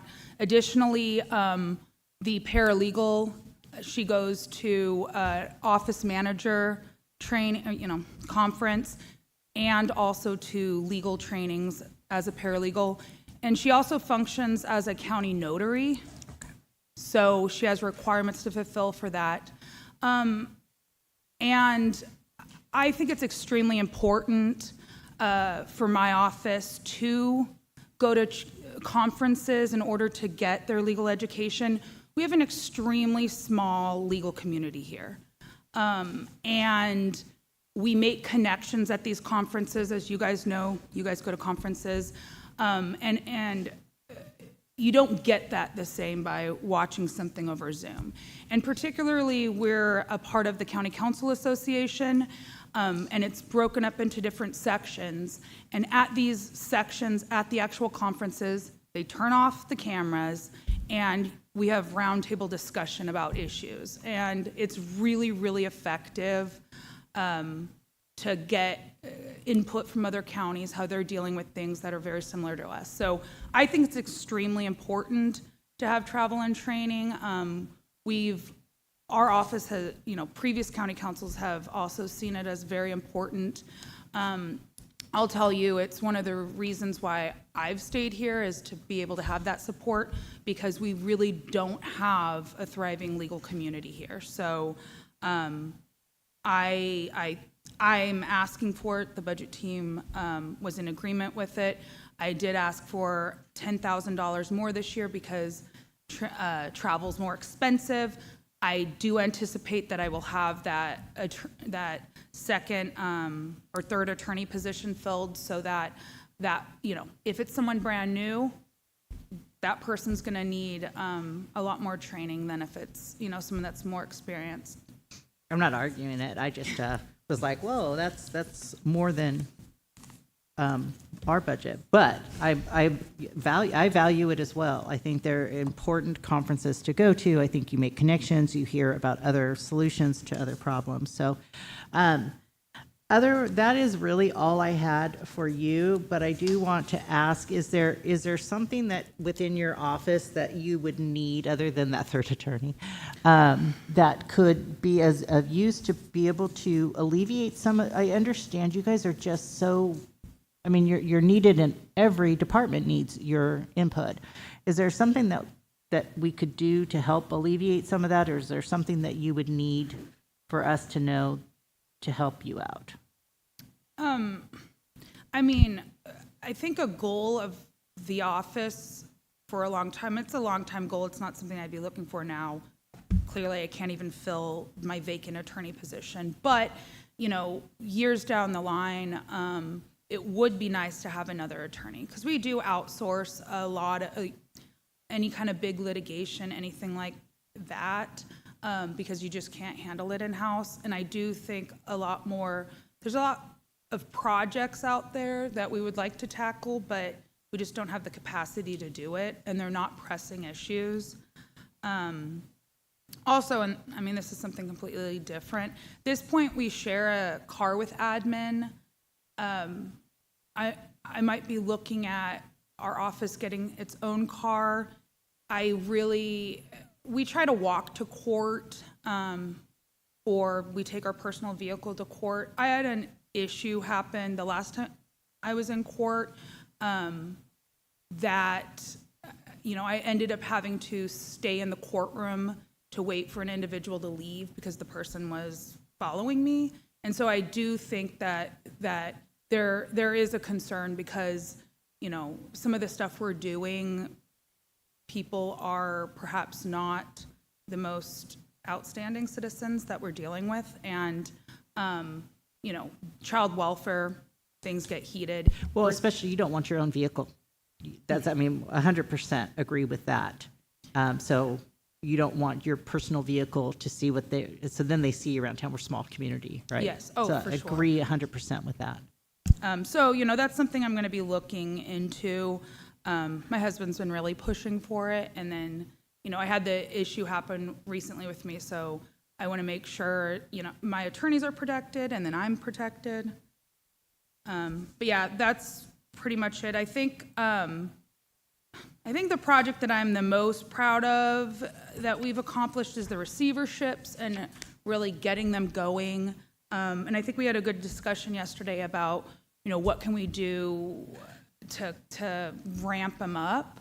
And so, you know, that's something you can actually see driving around the community and see the difference. And it will be long-term really good for the community, because it, you know, these houses and properties that have kind of have hurt our tax revenue, they're going to be rehabbed and, you know, help give us some more general fund money. And if you had that additional attorney, then you could take on more of those cases. Yeah, because right now, our paralegal, she puts together the petitions. Then I do the review of them, and I'm the one that handles them in court. But yeah, you know, being able to work more closely with code enforcement and finding, you know, what are these properties that you guys have been long-term dealing with? Let's tackle them. On the note of the vehicle, I'd encourage you to speak with Renelle and her department. They've been utilizing that service for leases for quite some period of time. There's a cost savings there to us by going with that program versus purchasing one on your own. And it's pretty simple for us to just, I think, include it in your budget and get that issue taken care of immediately. Okay. Anything else from the board? No? I'll open it for public comment. My only question was answered. Thank you. Okay, seeing no public comment. That's all we have. Thank you. Thanks, Jackie. Look at that. Okay, we'll go back to item E, auditor controller budget.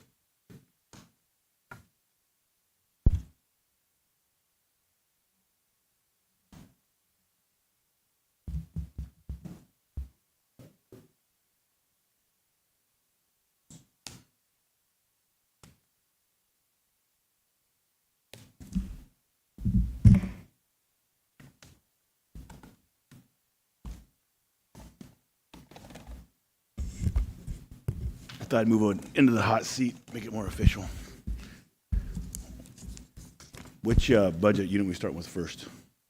I guess start out like everyone else with the staffing and vacancies, and then we'll. So counting myself, we have 10 FTs in my office. Currently I have 2 vacancies. One of them is my front desk person, which has been pretty hard to fill. I have a part-time temporary person there right now. They will be leaving, I want to say, in 2 weeks for school. So at that point in time, I'm going to redirect some staff and just kind of cover it the best we can. My other vacancy is one of my higher level positions. I've put that in to be flown through HR. I'm kind of waiting for that to come out. Once that comes out, we'll see what we have as far as people putting their name in the hat. Also, like I said, we have a new system going into place, which is going to maybe help me identify some strengths and weaknesses in my current staffing that can be adjusted with the new system. Okay. Then I guess we'll just start with Austin. The 122 budget. Okay. Stuart, you got anything down here? I do not. Hang on down. Supervisor Starkey, anything?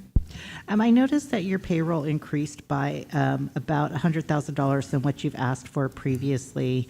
In your actuals, it's increased by about $250,000. Is there a reason for that significant increase? Did we add a position, or are you anticipating? Yeah, so last year, the board approved another position in my office, but it was a partial funded position, partially for the year, so it wasn't all 12 months. I think it was October or maybe even January, half a year. That position is actually funded by Health and Human Services directly. So what you're seeing is a full year of that position, as well as any raises that have been given or step increases that the board's approved, whether it's COLAs or just from A's to B's to C's. So I haven't changed my overall staffing. It's just last year we did add last funding cycle, we added a new position for a partial year, and now we're seeing that position allocated for the full year. Again, it's not been filled, so that's going to be, money's not being spent there, but we put our budgets in for March. I expected to have it filled by now. And the reason it hasn't been filled is just no interest at this point? This position I requested to be flown in March or maybe April. It just hasn't hit the airways yet. Okay. So waiting for it to get flown by HR so we can see what we have. So that just answers the only second question I have, was that the interfund has this huge increase from DHHS. That is for that position? Correct. Okay. Yeah. I just want to make note that your overall net cost throughout the 2 prior years, year to date, and now is really only up 90,000. So that I find to be an impressive. Oh, thank you. Yeah, we try and find revenue sources for any increased costs that's outside the norm. Again, positions, we go out, I worked with the Health and Human Services, and they've been great, a lot of credit to them. They did recognize that my office is kind of intertwined with everybody's offices, and so when we have these large projects going on that are very beneficial to our community, that also puts a drain on us. So they were able to find some funding to help offset some of those costs. Because, the big ERF project's temporary, but that's a big deal. The Project Home Key is ongoing. Everything that's going on with Health and Human Services, as they grow, the draw on our service departments grows too. So Dan gave his perspective on how the new system is going. I would just love to hear your input on that.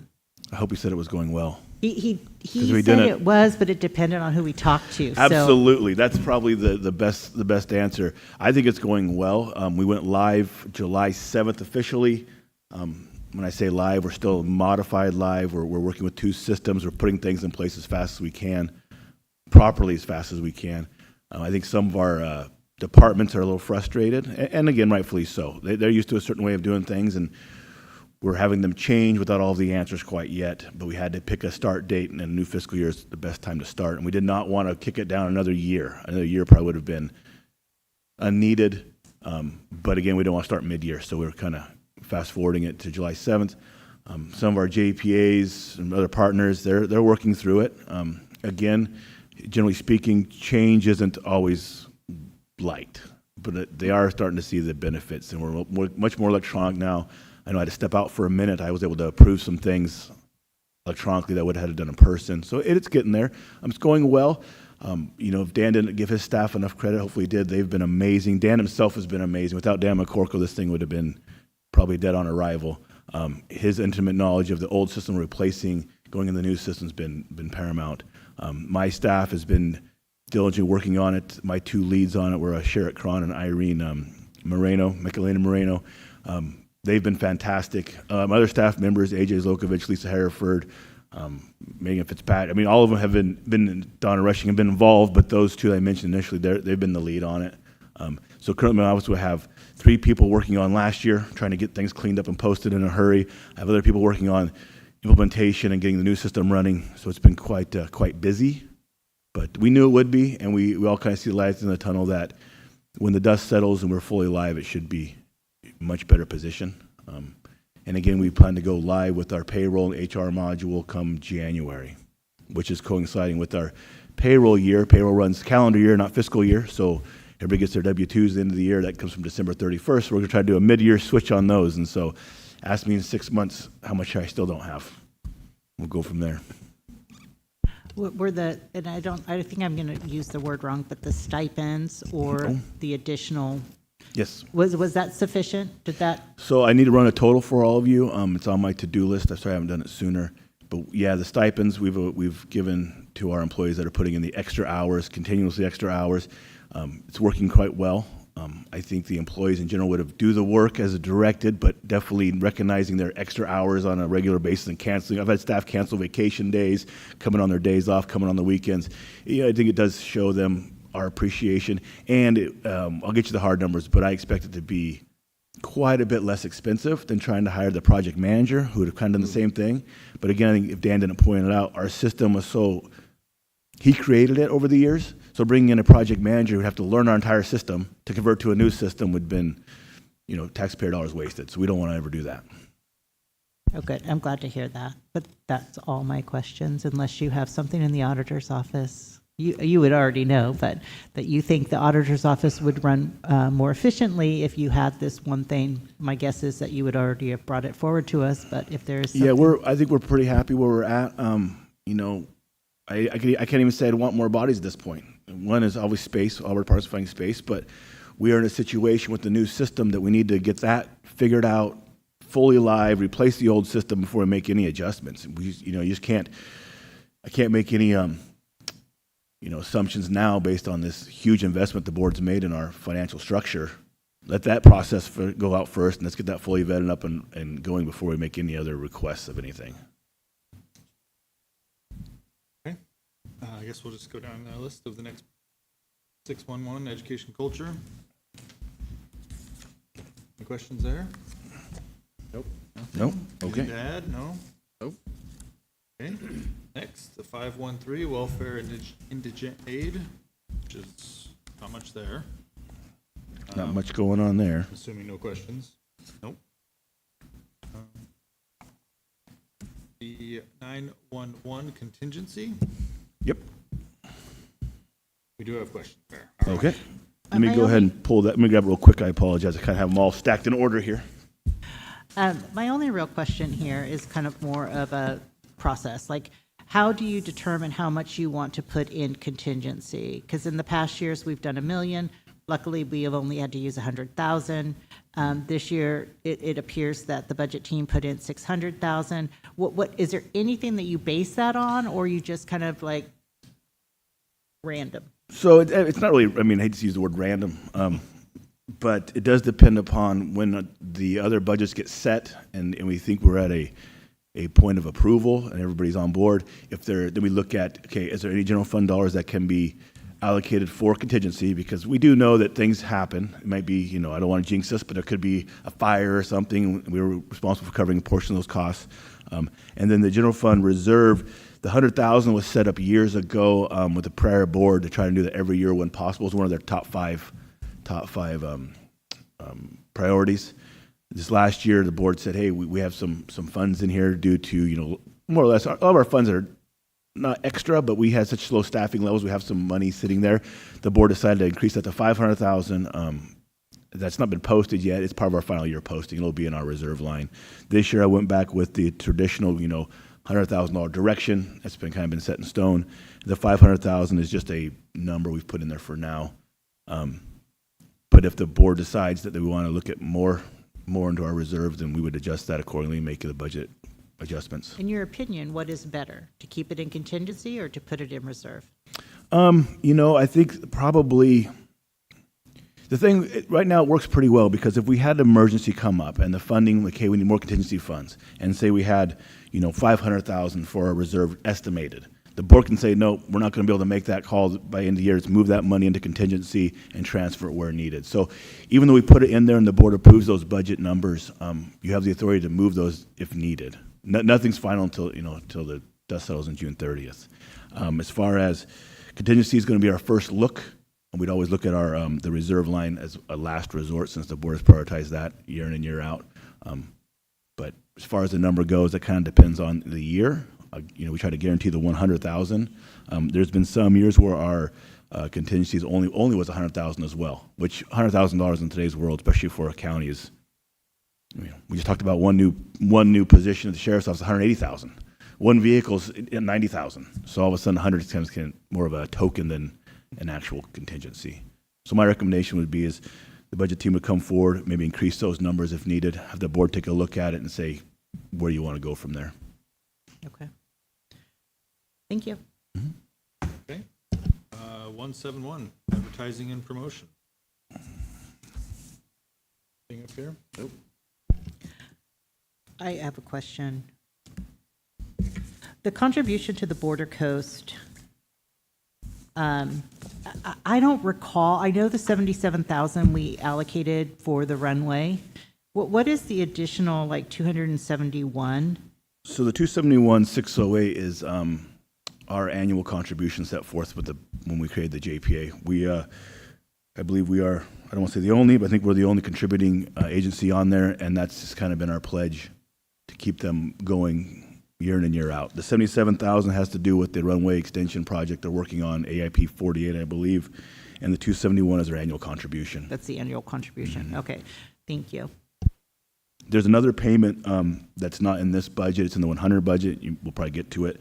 That is the airport loan, that when they're unable to make that loan, they notify us usually in May of the year prior, which we've been notified for 25, 26, they already can't pay it. So that's about $100,000 a year the county's paying back to themselves that's been loaned to the airport. So there's two pots of money working there with the airport. One, our general contribution of 271,608, and then when they can't pay us back, we pay ourselves back because that came out of our Stimson fund. So we need to make sure we replenish those funds with interest on an annual basis. That was actually one of my questions in 100. Okay. That trans. So one could argue that we add about $100,000 to that annually. It's what the county's contributing to the airport. So that transfer in 100 is money coming out of the Stimson fund? Going into. So back the initial loan for the terminal years ago came out of the Stimson fund. Okay. There's a 40-year amortization schedule. We have policies in place, and I have that information if anyone wants to see it. And then when they cannot make the payment, we don't get to skip a payment. It has to be replenished. Mm-hmm. So the county general fund makes the payment back to that Stimson fund. Thank you. I get asked about the Stimson fund every so often. Yeah, it's one of those ones that I think as we all get a little bit older, people distance themselves from, but it's definitely there. We use that when needed and when the board directs. Right now, the Stimson fund, I believe, is whole with the exception of the $2.4 million we loaned for the airport. Okay, thank you. Okay. No other questions? I'll open it up for public comment. Seeing none. Did you want to cover some of the other departments? I think probably fall under me as well if you want to talk about those. The 100 unit, for example, Neil and I work on that quite a bit, but I can 101 100. That's probably one. Yeah, we could probably do that now. The clerk accidentally, AKA me, put that under admin. You need to stop falling on the sword. I don't think it's the me, clerk's. though. It's my mistake. So And this budget unit kind of flows between admin and myself. It's kind of one of those joint efforts. Even the promotion's a joint effort. So whatever I can't answer, I'm sure Mr. Lopez can answer. I got to hand it to Kylie, though. She's the first one to say, hey, that was me, taking accountability. I appreciate Which one are we looking at now? miscellaneous revenue. Probably 101 100. That's kind of our the big. It would be under, like I said, I put it under admin, so it might be under. I can come back up then if in you'd their like. backup on the packet. After rec and BSO and all that.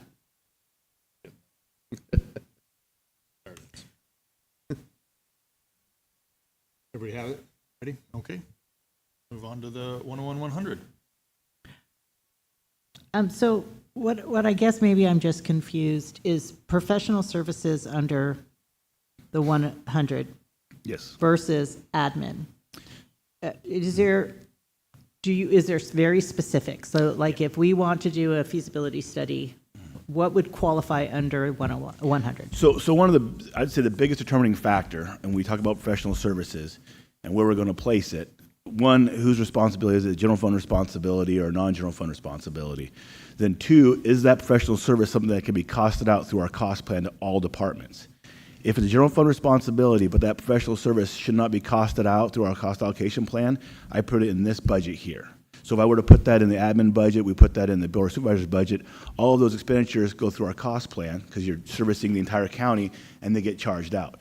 Something like here, like a tree removal of some sort, that's not a county-wide benefit or department-wide benefit, would come out of this budget unit because we don't want to include that in our cost plan and cost that out to other departments.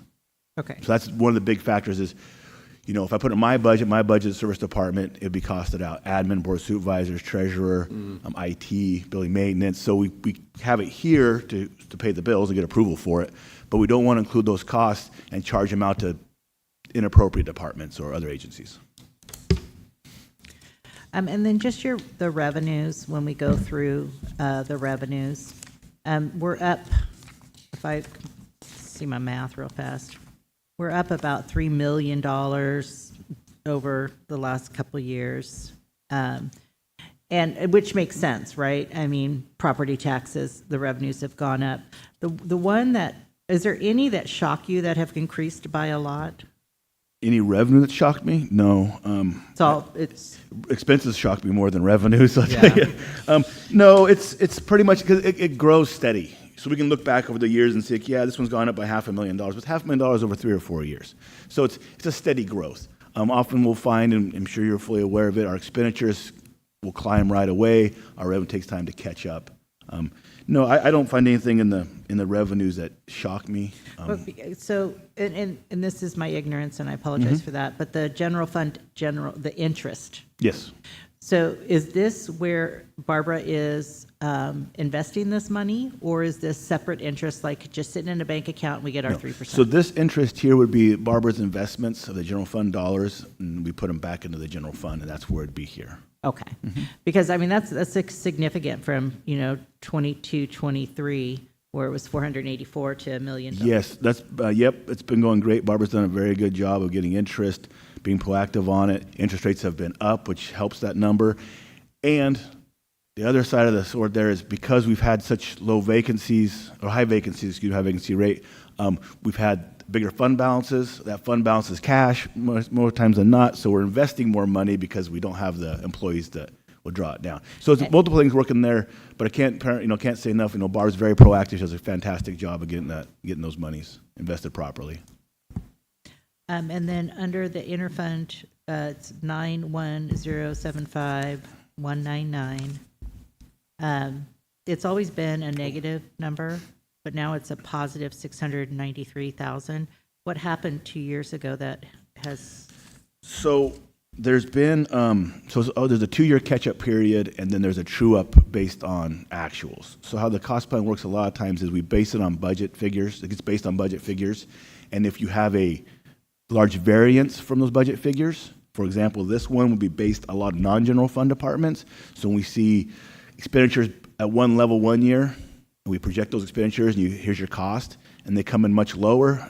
In this case, I won't say it's due to a lot of staffing and a lot of people just not there spending the money. Then this would be, it's a recovery of funds pushing money back to those departments. It's almost like an overcharge and then a reconciliation, but it's on an every year cycle.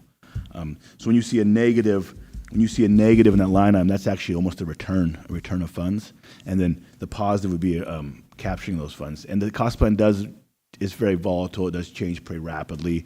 We've tried to minimize that over the years with some direct billing. But even then, it's just when we have these big swings in departments, large funding sources showing up, big grants for 2 years and they go away. Then 2 years later, you're catching that grant charge. So that's a pretty big factor in it. We also have gone out to a consultant a few years ago, and they made some tweaks and changes, which we've seen popping up now. You'll notice if you look at this current year, it was a negative 236, but the year to date is actually a positive 26. I mentioned yesterday we go through an annual audit with the state.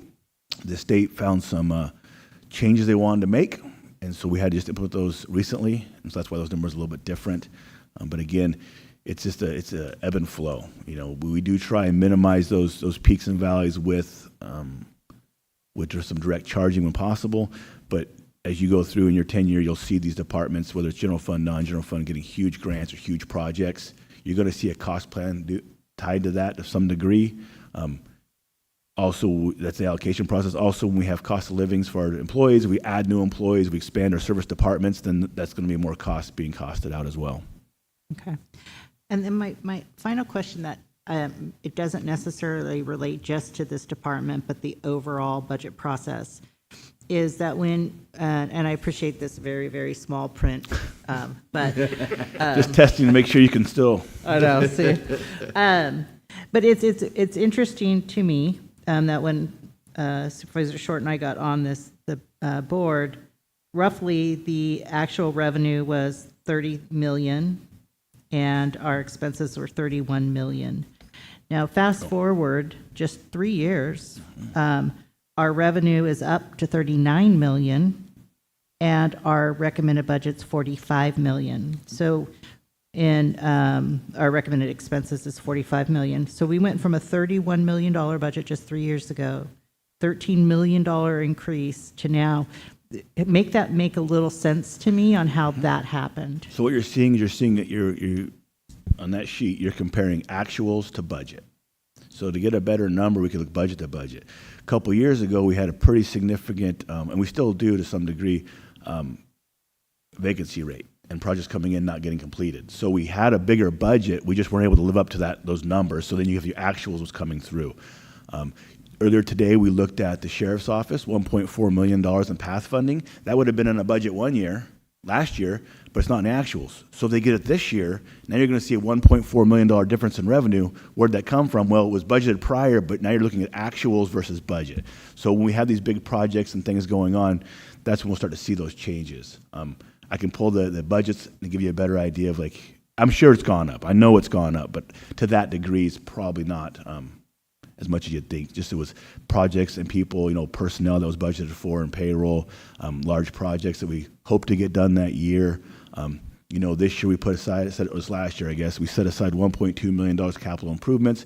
We did get some capital improvement projects done, but not the full 1.2 because other funding sources were able to cover some of those costs. So that would be with the budget's much higher than actual. Thank you. That makes total sense. Yeah. Clint, I want you to really, you can do it briefly, discuss with me revenues that are not realized, that loss carry forward, how we show it on the books essentially. So I'm specifically speaking towards the state PILT, for instance, and then also SRS. And talking with the school district's budget team, they haven't been budgeting SRS the last couple of years because it's such an unreliable source. How do we generally do that, especially right now? There's a chance that SRS is not passed this year. What's the philosophy of budgeting on this kind of stuff? So on the SRS in particular, that goes up and gets approved. Is it annually, I believe? Yes. We budget for it because usually we know ahead of time it's going to pass or not. It's usually pretty much in the bill. We budget for that through our road fund. This, however, with the loss of SRS, it's just not being budgeted. We just don't have that revenue. You're going to not show it in 25. It is, yeah. It should not be in the roads budget 102.311. It'll just have a zero. I don't want to go down the road of talking about another agency, but it's if you have legal obligations, if you have a funding source that's legally obligated to you and it's yours, you need to show that to the public, saying this money is due to us. If it's been cut funding like SRS this year, we would not be showing that because it's not a realized or not a legal obligation. Yeah, and I guess that gets to my Because we get about question. $500,000, and that's a big number. And I would not want to leave $500,000 sitting out there, non-budgeted for, Right. when we're going to get it.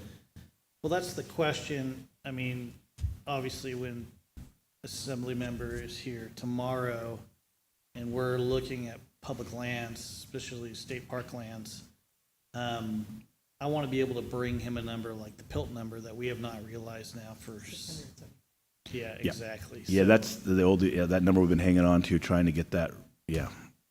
That's back in the early 2000s. Yep. I'm not sure all the details on how it got not paid, but it's been owed to us, and we've been tracking it, trying to get that reimbursed or repaid to us.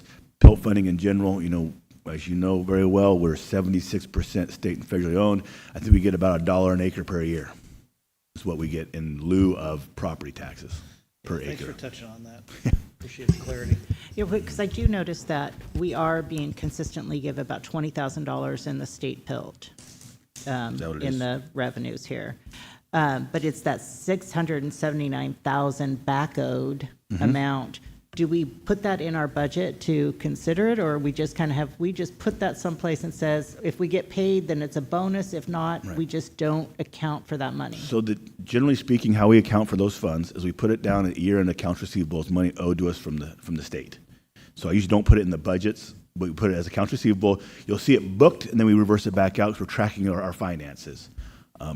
This year, you'll see a little different with the new system. It's going to be in a prior year line. I'll explain all that when we come time to those discussions, once we get all that dust settled.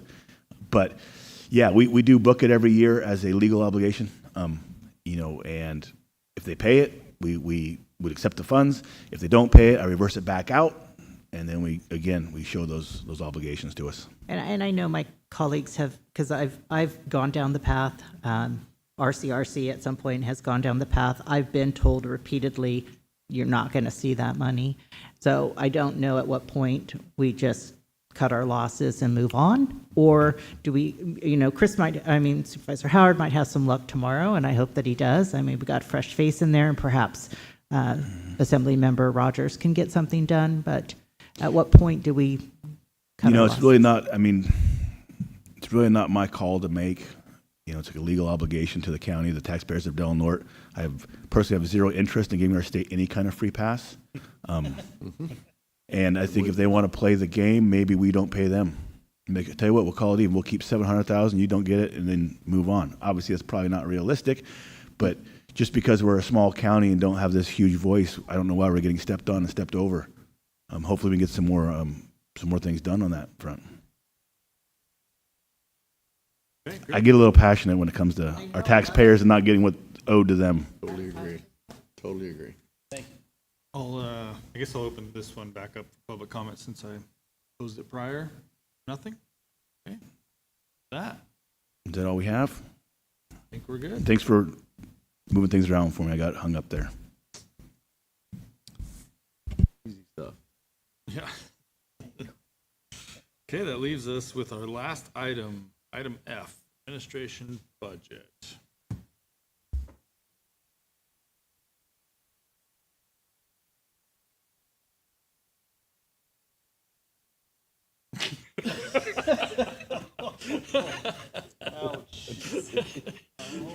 He lowered the microphone.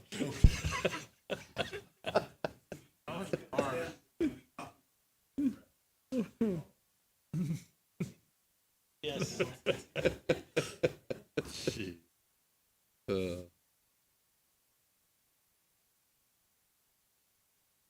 All right.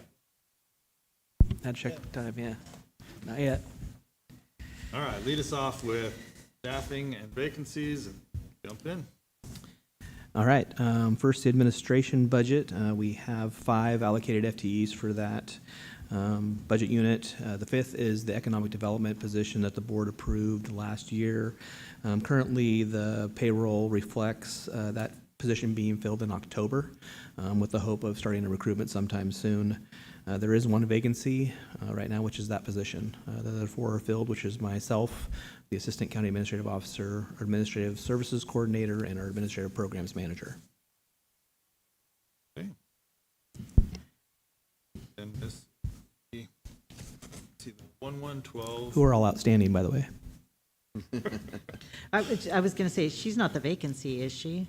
No. Okay. It's the economic development position that hasn't Okay. been recruited for yet. All right. The other vacancy, which is the clerk of the board, is in the Board of Supervisors budget. Okay. Okay, questions on the 1112? I'm just noticed that we've never really budgeted for overtime before, but we've got it in there now. Is there a particular reason why I mean, it's fine. I'm just wondering if you anticipate a bigger project coming up? Just with the volume of work we have going on right now, Kylie's position is non-exempt, and so if she were ever required to stay after hours, we'd have to compensate her for that, of course. And it could be either overtime or comp time, whatever she chose to do, or whatever the department chose to do. But just anticipating, the workload is pretty significant right now with all of our projects we have going on. As you all know, Tony is here regularly before and after hours, and so with Kylie kind of absorbing some of those roles and learning that her role as well, we anticipate there may be some times when she's expected to stay after or before. And then I see a pretty, we budgeted it last year as well, but the professional services, you touched upon that is a benefit for us to have that available so that staff can utilize those funds. Absolutely. And that's, of course, one of the lowest hanging fruits in the general fund budget. If we were ever faced with a situation where we had to reduce line items, to the tune of a certain percentage, that'd be one of the first ones we'd look at. And of course, at the board's discretion. And just having those on-call service available contracts has just made a huge change in the availability of doing RFPs, RFSs, RFQs for the project that we've had pending for years and years and years. So the efficiency of having those services available has been huge, and then of course with the board approving this budget just streamlines that and makes it much more efficient. So, and just because I'm confused, so if this 400,000 is budgeted, or any department budgets a line item for professional services, when you go and want those services to be fulfilled, does it need to come back to the board for approval? And my example is this: when we had the feasibility study on the last board report to determine if a building was necessary for the DA and the PD or the probation, why did that come before the board but an RFP doesn't? What's the difference there? It seems they're both professional services. The RFP is just the request for that proposal. The actual amount that comes forward to the board through the contract is the successful bidder. And so the RFS, which is a request for services, request for proposal, will get multiple proposals. The one that wins the award, that will eventually come back to the board for approval. And you've already approved all of their contracts. The on-call all services, the board's approved all of those contracts, and now we are working under task order. That makes sense to me, because what I guess what I didn't understand is, so if we've already approved a contract with, Joe Smith, we can just hire Joe Smith, the admin man, because we've already done that. It's these ones that come in that have not previously been authorized. Correct. Okay. And, typically what we have doing is for feasibility and things like that, it's your engineers, it's your architect folks. We'll get multiple proposals, like I said. There'll be a certain criteria that's laid out. If they're responsive bids, then typically the admin team will pick the one that makes the most sense, typically the lowest bid if they're both responsive, or all three are responsive, or all four are responsive. And that will either come back to the board if it's a project that we think the board needs to be refreshed about because it's something they approved a year and a half ago, or if the public should know about it. So it's really kind of at the discretion to administration at the time and the purchasing agent, which is listed in the admin manual and the county code. If I feel the board should see that, then we bring it back, which almost always we do, because we know how things go. There's so much going on. It's easy to forget a contract you approved 2 years ago and that your project is now coming to light. So we will almost always bring it back to the board. I can't remember contracts we approved last meeting, so. On that item, though, if I could chime in, I totally understand having that available. But I was just wondering, because that number is so large, it looks like we would budget in the $200,000 range, not the 400. So is there something that you have in mind that you are kind of having that extra money for? Is there a project coming up that maybe I'm wrong? I don't know. It just seems like that number is kind of big for what we usually for what it appears we usually use it for? Is there, Yeah, I mean, there are a lot of contracts, there are a lot of projects that are kind of, in the hopper, so to speak, that the board has kind of prioritized and approved already through just discussions at the board level. And so we kind of look at those things going forward about what's going to be needed from a professional services standpoint in the following year. And like I mentioned earlier, the current staffing at four individuals are pretty slammed. And so we try to be a little bit realistic about that as well. This is typically kind of one of those line items that PGA kind of touched on the other day, is that, when we have a significant fund balance, it's critical to have these funds available if we need them, but oftentimes we only need about half of them just because of staff capacity. We can only do so much. But some of the projects that are coming forward, we just did a feasibility study approval for the jail rehab project. There is some funding set aside for that. Supervisor Starkey mentioned a feasibility study for some of our other buildings where we could have office space, which is kind of a critical component also going forward. We have a lot of departments that are kind of busting at the seams. We have an HR department that shares a space with OES, which is not ideal because of the confidentiality. When you talk about risk management and HR, it'd be nice to get the OES folks out of there. So we do have potential space at the Veterans Hall, at the Manual Arts Building, at the Recreation Building across from us here. And so those studies are not cheap. In addition, we talked about the asbestos study for the ag department, the trailer that's out there now, and the CDFW building. Those things are not cheap. If the professional services are needed for that, and it's something that's paid for out of admin or transferred to the 100 budget because it's better suited underneath there, so it's not allocated to the cost plan, these funds will be transferred over to that budget unit for that as well. And as you know, asbestos abatement is not inexpensive. Lead paint and asbestos is not inexpensive. So the study is the inexpensive part, and then actually getting a proposal to actually remediate that is significant usually. yeah, I just wondered if you had a project that you wanted to pull the trigger on. And well, we also mentioned the fee year. study yesterday, Yeah. which is another professional service that will be done by a consultant that's and true. probably pretty expensive. Yeah, just the regular ones, not anything special. Okay, thank you. Well, and I'll just compliment you. In the last 5 years, I feel like so much has been accomplished, so you're working and your staff is working. Aside from giving Kylie spa packages on a weekly basis, is there any specific needs that admin has that has not been reflected here? Is there something that would streamline? I mean, you would already have brought it forward because you are the chief financial, or you're the chief budget officer. But is there anything that the board should be aware of within this particular budget, 112, that you would need from the board? Any anticipated anything? No, nothing specific. I think, our current staffing levels, of course, Clint's touched on this a number of times, and I believe he did last year as well. And then when you have your other service departments up here before you, the demand on our services, not only locally from the public, but just internally from other departments, is pretty significant. You made a note earlier about the advanced and the budgets, the amount we're talking about. So all that is increased programs and increased projects, and all those things have to be administered. When you get grants, the application process, the reporting process, all the compliance that comes along with those things is getting more and more complicated every single year at both the state and federal level, and that takes staff time. So, as with any service department, you could always do more with more staff, but I think we get a lot done with the staff we have, and we run very efficiently, and we are always budget conscious about that. And so, I'm reluctant. The board did approve the economic development position, which I think is extremely important because we don't have that role in the county specific to that. There are a lot of us that try to put it into our workload when we can, but it's not nearly enough. And having that designated role is pretty significant. So with that addition, I think we're doing good. But then we're back to space, because where is that individual going to work out of? So that'll be added to the overall space that we need.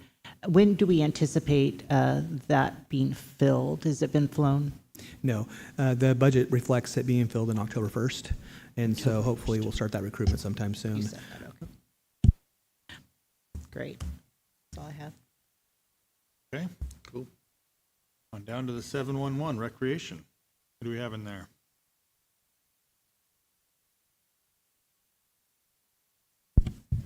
Recreation only has 2 FTEs, unfortunately.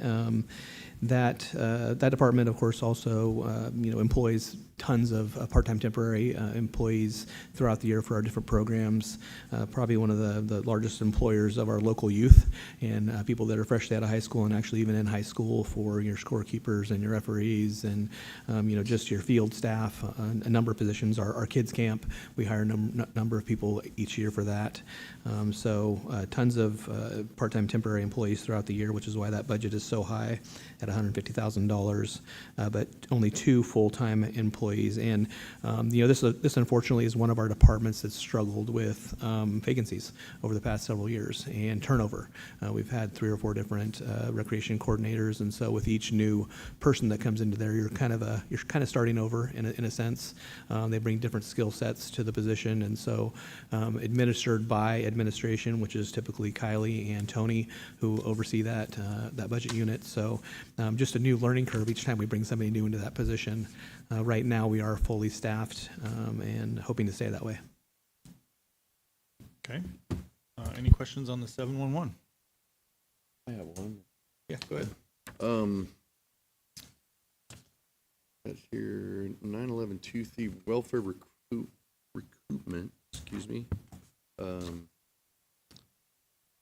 to see where my notes are. We've got 32,000 in 22-23, 18,000 in 23-24, and we're budgeted for 8840 in 24-25, and we received year to date 13,000. Now we're budgeting for 4,100. First, I kind of wonder what the source of revenue is, and why are we so low this year in comparison to previous years? Good question. That revenue source comes from child support services. It's collections that they make on behalf of the recreation program. This is one of the eligible uses. In the past, the program was quite a bit more robust. The state's kind of put a kibosh to that. It's kind of restricted them a little bit more on what they can and can't collect. The number that's provided in that revenue line item is usually provided to me by the department head. I've just recently reached out to our new department head over there at Child Support Services and asking for a projection for 25-26. And so this was essentially a rollover from the prior year and an email I had received from Elizabeth saying this is what we think we're going to be able to collect. Fortunately, their revenue collections have exceeded the budget by quite a bit the last couple of years, which is part of my email to Angelica saying, hey, Elizabeth was kind of cautious about this because of the changes in the program, and she said we should budget, about this amount, but we've exceeded that by almost, quadruple this year. Can I up that a little bit? But yeah, that funding comes from them. The actual ins and outs of the collections in the program would have to be probably answered by Child Support Services because I'm not an expert in that field, but that revenue is provided by them. Okay. So my question is just a concern with the passage of Prop 1. And MHSA funds are going to be reallocated. And MHSA has been very supportive of our, Rex group. We are still anticipating about 154,000, which makes sense because it's still in effect. But are we considering what we might do in the future when those funding dollars are no longer able to be allocated to these services? Well, as Scott mentioned earlier, he and I have been here for a long time. That funding was not available in the past, and so it was just a significant, basically boost to the recreation budget and the general fund. Without that funding, it would be at the board's discretion kind of to decide what programs we continue, staffing levels, things like that going forward. When you lose something like that, it's significant. When we gained it, it was an awesome, like I said, an awesome boost. There were a lot of things, those are one of the discretionary services you provide to this community. They're not mandated, they're not required, but take them away and you're going to hear about it because you're talking about thousands of kids and adults every single year that go through our programs and use those programs for alternatives to other things. And so if that funding was to go away completely, it would be a significant hit to the general fund and either a decision of the board to absorb those costs or try to revamp your programs a little bit and your staffing levels. And also just maybe try and keep finding funding like the Junior Giants programs and different things like that could help offset some of those, because it is, you mentioned, thousands of kids served, but I think about having the gym open for recreational basketball and the soccer, or not soccer, but the softball or baseball. Well, and things like that are an opportunity to look for partnerships as well. We have tribal partnerships. The tribe does fund some of our programs, and some of our youth that participate in our programs. We also have the city, school district. When you start losing programs like this, it's time to kind of everybody get together and get around a round table and see how we keep these programs. So it's just something that we're probably going to have to think about in the next couple of years. So, thank you. Okay, 531, Veteran Services. Okay, Veteran Services also has 2 FTE. We have the County Veteran Service Officer and a Veteran Service Representative, which I'm happy to announce that as of 8/1 is filled, so we're fully staffed again. That position has been vacant for quite some time. We ran several recruitments unsuccessfully. We had a couple of applicants that were offered the position and then declined it after going through the interview process. The board, if you can remember, just recently approved hiring this person at a step C because they did come with some former experience, and according to our County Veteran Service Officer, they hit the ground running and have already just jumped into the program and working on their accreditation and all of those things just almost instantly. So definitely a boost for that department and much needed. Lots of services needed for that department, and the client list is huge. Okay. Any questions? I only have a comment and a question, actually. The Vets Cafe that has been run, that is being run without any county funding whatsoever. It's all through the Veterans Administration. I just want to note that it's such a valuable program that is being offered for our vets on a either monthly or every other month basis. I did run into Ramsey at an event over the weekend, and I just kind of asked, is there any needs? And one thing that he mentioned, and again, I'm not trying to overstep or anything like that, but he kind of mentioned that it would be nice to have transportation available for their veterans to come to those things like the Veterans Cafe, or to go down to Eureka, holds a very big event down there. So I just kind of want to put it out there that if there is any surplus vans available, that perhaps we can look at getting this department some sort of transportation. Again, I'm not trying to bypass anybody. It was just came up in general conversation. But if we could get some sort of, if any departments that are listening, that you have a van that you're going to decommission, to kind of start thinking about perhaps allowing that to go to that department.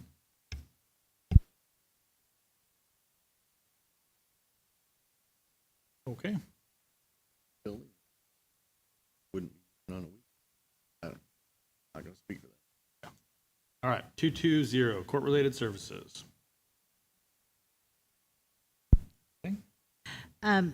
So the core-related services, tell me again, this is where we do our cleaning. I mean, what is the court-related services? Like, I don't quite understand what this budget is.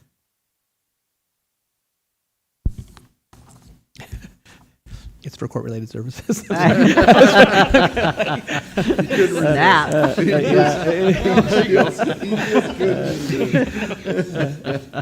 It is the budget unit. We budget for grand juror fees, our Juvenile Justice Commission, the contribution to the law library, things like that. So court-related expenditures are budgeted for in this budget. They often are not used because we have people that are on the Juvenile Justice Commission who don't submit for payment. They just volunteer their time. Same thing with grand juror fees.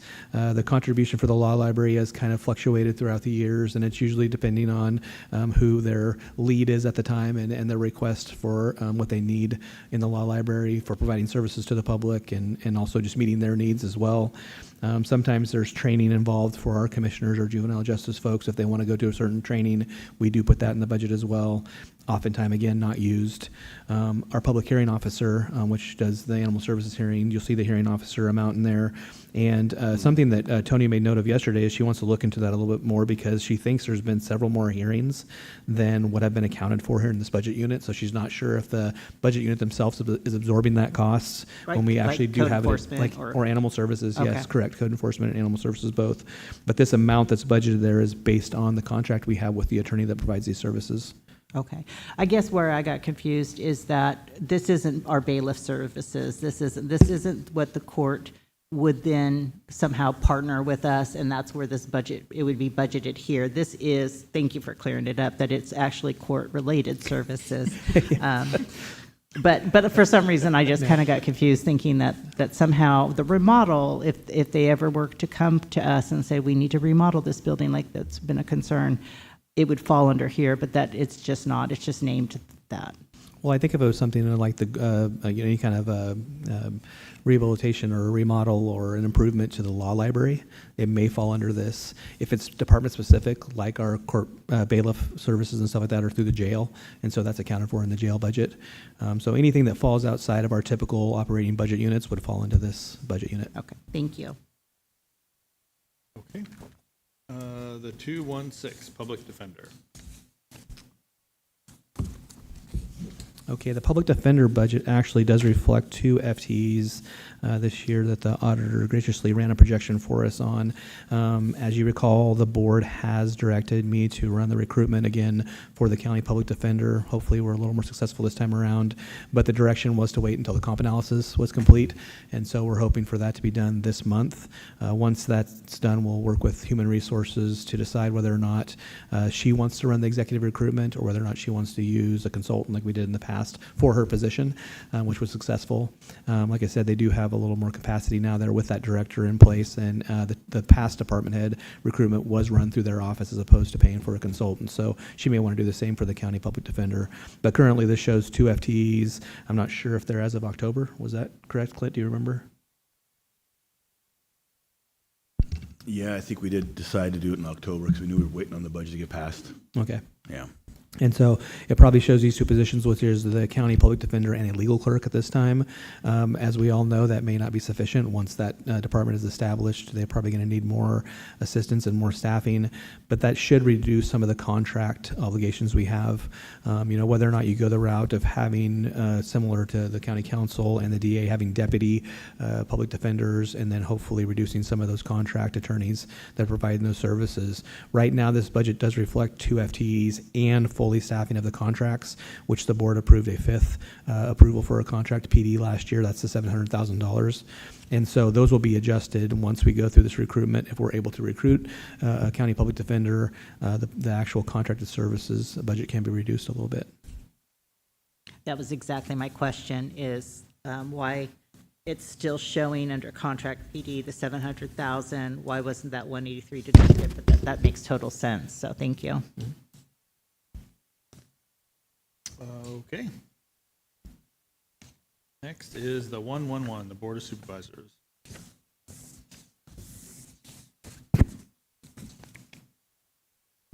I just had one that I think maybe, We'll hear the staffing levels first. oh, okay. There's 5 of us plus a board. Don't bother answering that. So, yeah, the staffing levels, as you are aware, 5 board supervisors and then 1 clerk of the board, which unfortunately is vacant at this time and has been vacant since Ms. Goffner assumed her promotion as the administrative services coordinator, but she continues to do both roles. So she's currently a deputy clerk of the board because that is a critical role, as you guys all know. So, that position is one of those ones that is also significantly out in the comp analysis. We didn't realize how significantly until we got the comp analysis back. So just in looking at these positions and what the board's philosophy and approach is going to be to the comp analysis, of course, based on resources available, as always with anything that we do that adds money to the budget for wage adjustments, but definitely one that has to be addressed in some way. And so we've been kind of reluctant on that. We've had several unsuccessful recruitments. It's been open until filled. We've done several interviews, so we've, I think, maybe offered the job once. We've filled filled it a couple different times, and the person didn't pan out. It is a complicated role. There's just, a lot of skills that need to be at that position with organizational skills and just coordinating 5 board members, and there's a lot that goes into that. The agenda is every 2 weeks, a significant role. So, and it's critical that it's accurate.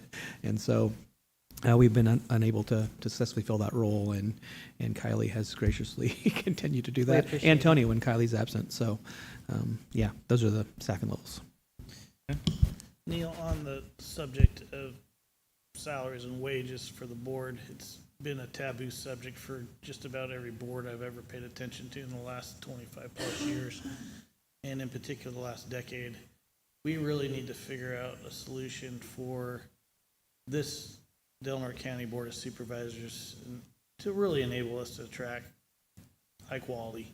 You see it throughout other boards within the county, particularly tribal boards, to make these positions attractive.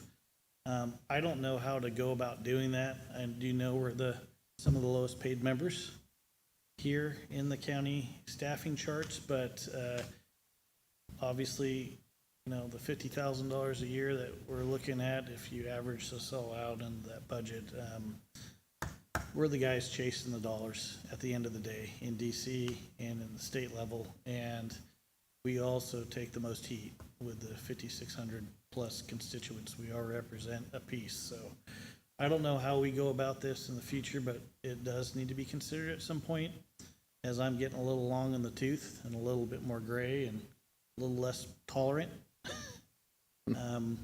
It would be nice to make this job a little bit more attractive. So if you feel you're getting cooked on a daily basis from wherever that might be coming from, make it a little bit more tolerable. So just FYI, I think this board needs to start considering something there. No, I appreciate you bringing that up, actually. And I think it is a good thing for the public to know that this Board of Supervisors has not received an increase in probably over a decade, if not longer than that, which is not very typical. It also is not tied to anything specifically. A lot of the Board of Supervisors in other counties are tied to a percentage of a judge's salary, and it's a low percentage. It's nothing like 50% or 75% or 100% of it is a low percentage, but it is tied to that. So they are adjusted as the judges' salaries are adjusted. So I will agree with you. The Board of Supervisors' wages are significantly lower than they should be, just by not having any adjustment for that long. Everybody knows the cost of living and even minimum wage has gone up significantly over the past 10 or 15 years. And to receive 0 increases for that amount of time is probably not your norm. So it's my understanding, though, that in order to do that, it has to come through an ordinance. Is that something that there's an appetite for to bring that forward, or are we waiting until the overall cost analysis? I mean, what is it that we perhaps would be waiting for to bring that forward? I think it would just be the appetite of the boards, because it becomes a little bit more political when it is an ordinance. And so it's just direction to staff. I think I've mentioned it on a number of occasions when we were talking about other negotiations with other employee groups that the board hasn't been looked at in a long, long time. They weren't included in the compensation analysis because I feel it's something that we can do internally through HR. There's only so many board members in so many different locations, so we can take the same group of counties and do that internally pretty easily to see how far you guys are to market. The inconsistency sometimes is how board members are paid, whether they're full-time, whether they're part-time, whether they have offices and staff and all those things you see in bigger counties. You guys are considered, they say, part-time, which I know is not in any way true. So it makes it a little more complicated when you're not comparing apples to apples. But yeah, just having the appetite to look into that. And then, Jackie can speak to the ordinance side of that. That's kind of more in her realm. Yeah, I have begun looking into it, asking other county councils, kind of doing an analysis of where you guys are compared to them. So we have been looking at it. It's just, getting direction from you to actually bring something forward and when you would want that. Well, I'm personally more than happy to bring it forward. I think I've had this discussion with just about every board member over the last 11 plus years of my tenure, and the political appetite's never really been there. But I cannot, if we're really going to engage at a state and federal level, the way we need to engage as a small rural voice. These positions have got to be solid and committed and willing to brave the attacks. You know, we're all doing a tough job up here, guys. And I don't know how you feel about it, but for me personally, after doing this a while, all of you guys deserve a little bit more credit than just the beating you get verbally. Well, and I also believe that it's the attracting that qualified applicant too, not that all of us, I mean, we kind of fell into this role, but I'm only able to do it because I'm retired. You know, Supervisor Howard has to work a second job or another job. Supervisor Borges has to run a business, and the other two, Supervisor Short and Supervisor Wilson, can do this because we're retired.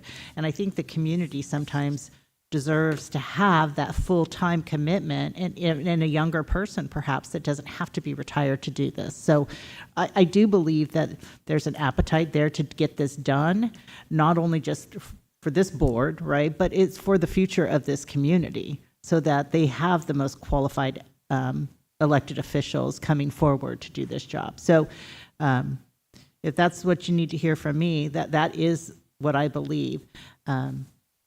You know, I work full-time in this job for the most part. There's plenty of times that I put in my 40 hours, and you calculate that out, and it's about $16 an hour. So it's less than minimum wage. I'm not complaining because I have that second stream of income. But I believe that for the people that are going to line up behind this board, you want that qualified person that can actually make a living off of this.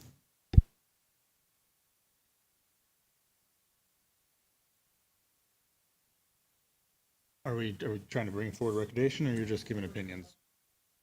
If we're able to give direction on that as well, that would be fantastic. And But Chair, I'd look for direction from you. I don't know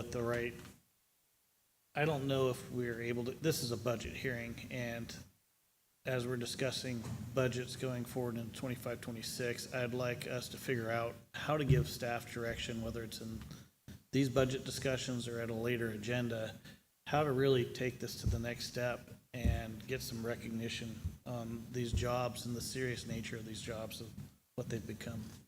I think the appetite's there, but I'm also not willing to push it ahead of the CASA with all the rest of the employees. I'd rather see that be established and accomplished first, and then we can bring it forward.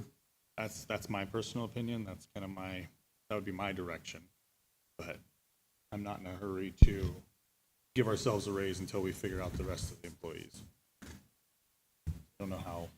right, and the only thing, I agree with you, the only thing that I would counter with that is that this process is a different process, where the cost analysis and the CASA is, that's a whole process. To do this, it's an ordinance, it's a whole different kind of set of steps. So I will defer to you. I think that's a fine idea. Let's get everybody else taken care of and then relook at this. I don't mind. Yeah, I think, and maybe that gives us a little more motivation to speed up the other process. So I guess that's where I stand on it. I'm with you, Joey. I want to see the employees taken care of first. But at the same time, it is a significant issue for the future, for sure. Yeah. Well, I think you hit it on the head by saying it is a process, and I think that it sounds like overall the board's not opposed to staff looking into it a little bit. It's not a significant amount to ask. Like I said, the board of supervisors is such a limited group of individuals. It's pretty easy to do some kind of analysis, and if Jackie's already kind of started that, I can talk to Carrie about that as well from an HR perspective, and just at least compile the data so when it is time to actually move something forward or bring some options to the board, then the data is already done and we don't have to start that process all over again. I'm okay with that. I think that's a good idea. Yep. Yes. Got my consensus on that. Okay. Are we? Are still on questions for the 111 if you have any? Yeah, I just had one miscellaneous revenue line 91124. It seems like that $39,000 is a typo. Should maybe be $3,900. I'm not sure what. Maybe I'm off on that. I don't know. No, I mean, it's a good question. I'm glad you recognize that. As the board knows, you've approved the microgrid assessment That was a $35,000 cost.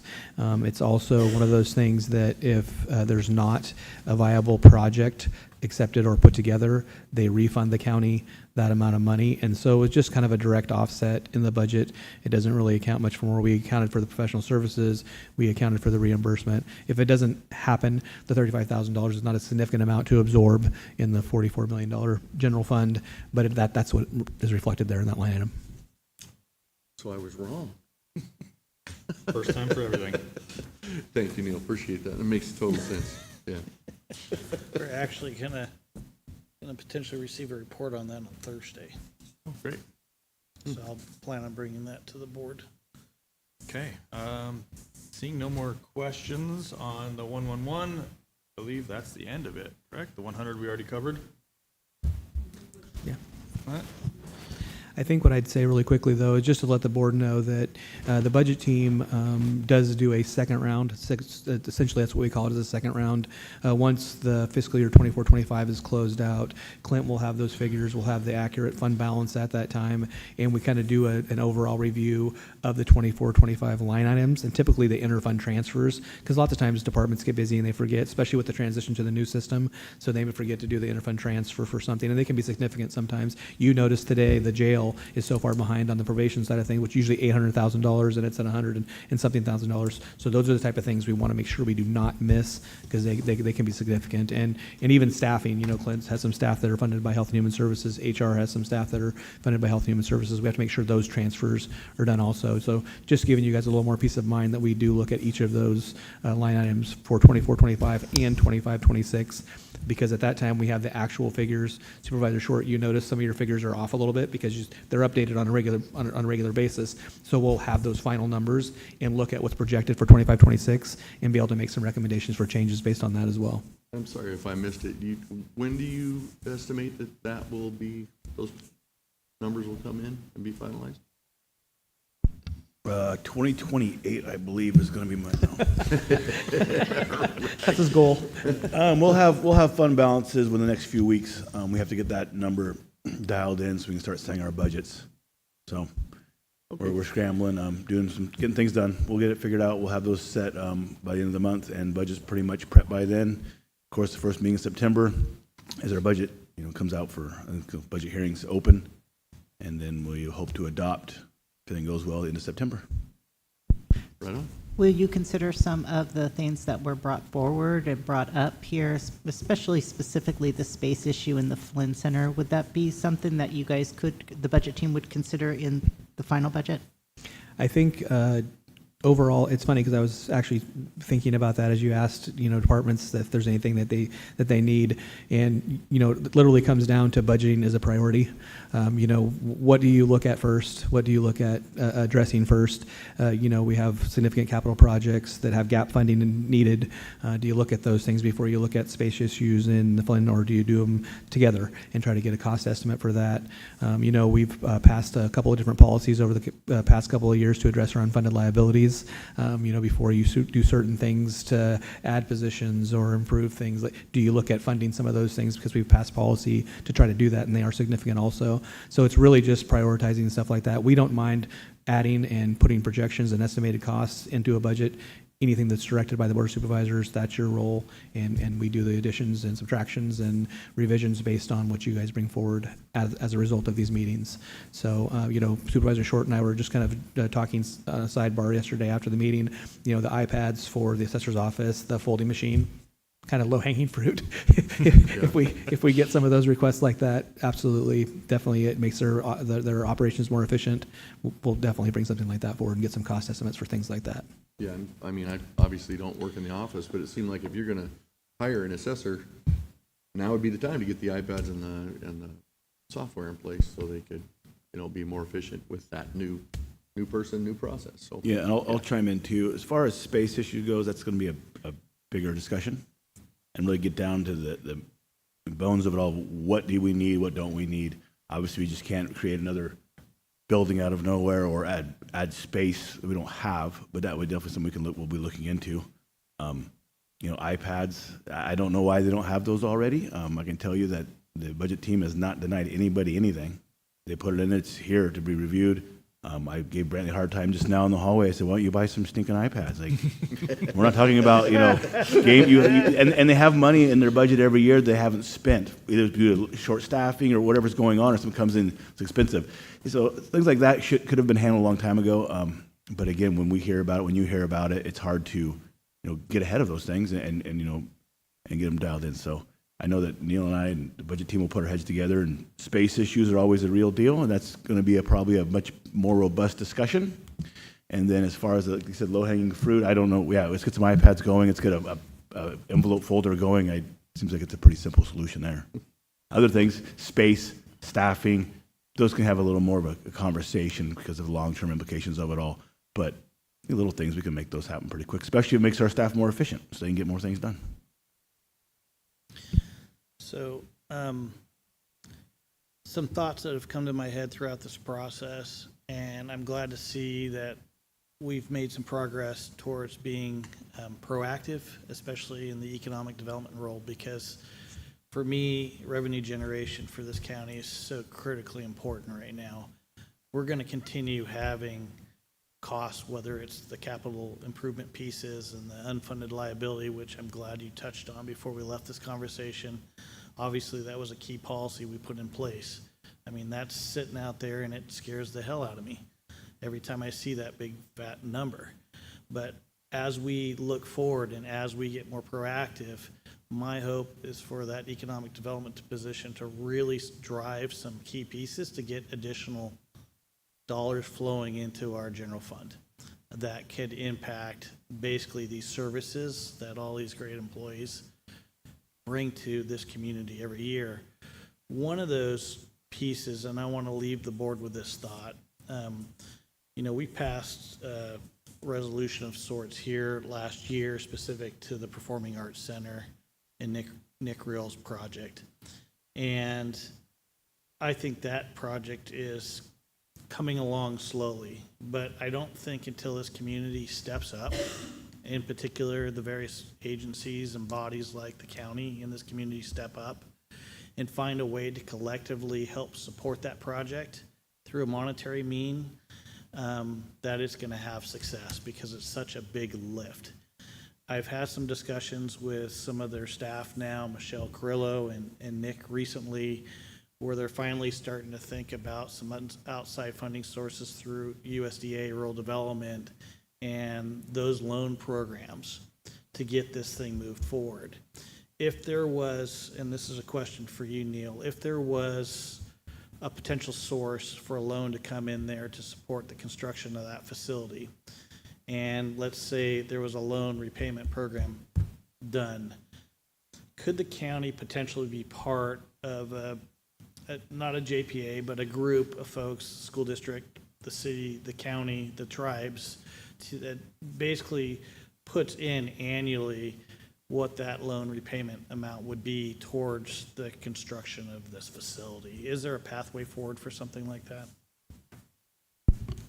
I think it circles back directly to what I had just stated. Basically, it's priorities. Looking at how much we're talking about on an annual basis, and does that take priority over other things the board's just talked about? We don't know what we're going to be looking at as far as gap funding for the jail, gap funding for the Pikefield project, the UALs we just talked about, the unfunded liability, not the UAL, but the unfunded liabilities for PERS and for our health benefits, which are significant. And so it's all those things that if you can manage doing that and still support something that's that critical to our community, then absolutely. And so it's just an overall budget assessment, and that's telling you guys, here are your list of priorities and what trumps the other. Because not one agency in our community has all the funding they need for all the things that need to be done in our community. And there's so many things that, other agencies can collaborate on and actually try to share resources. Just looking at some grant funding, which I'm sure everybody has done over and over again.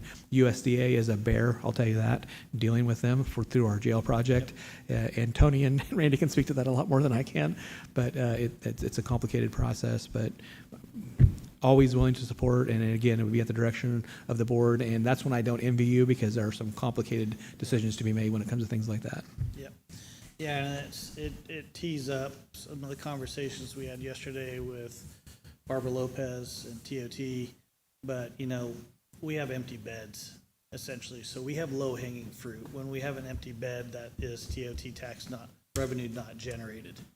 And so when you're thinking about economic development and new revenue being generated here, and you have a 1,000-seat performing arts center as potentially a new revenue generator to this community that's bringing people here, how that money is going to flow into the community, whether it's a tax assessment like TOT, or whether it's gas or food, et cetera, those are the things that an economic development position is going to really need to bring as far as conversation to this board, and really somewhat committing us as a board to a project that's going to further our general fund budget.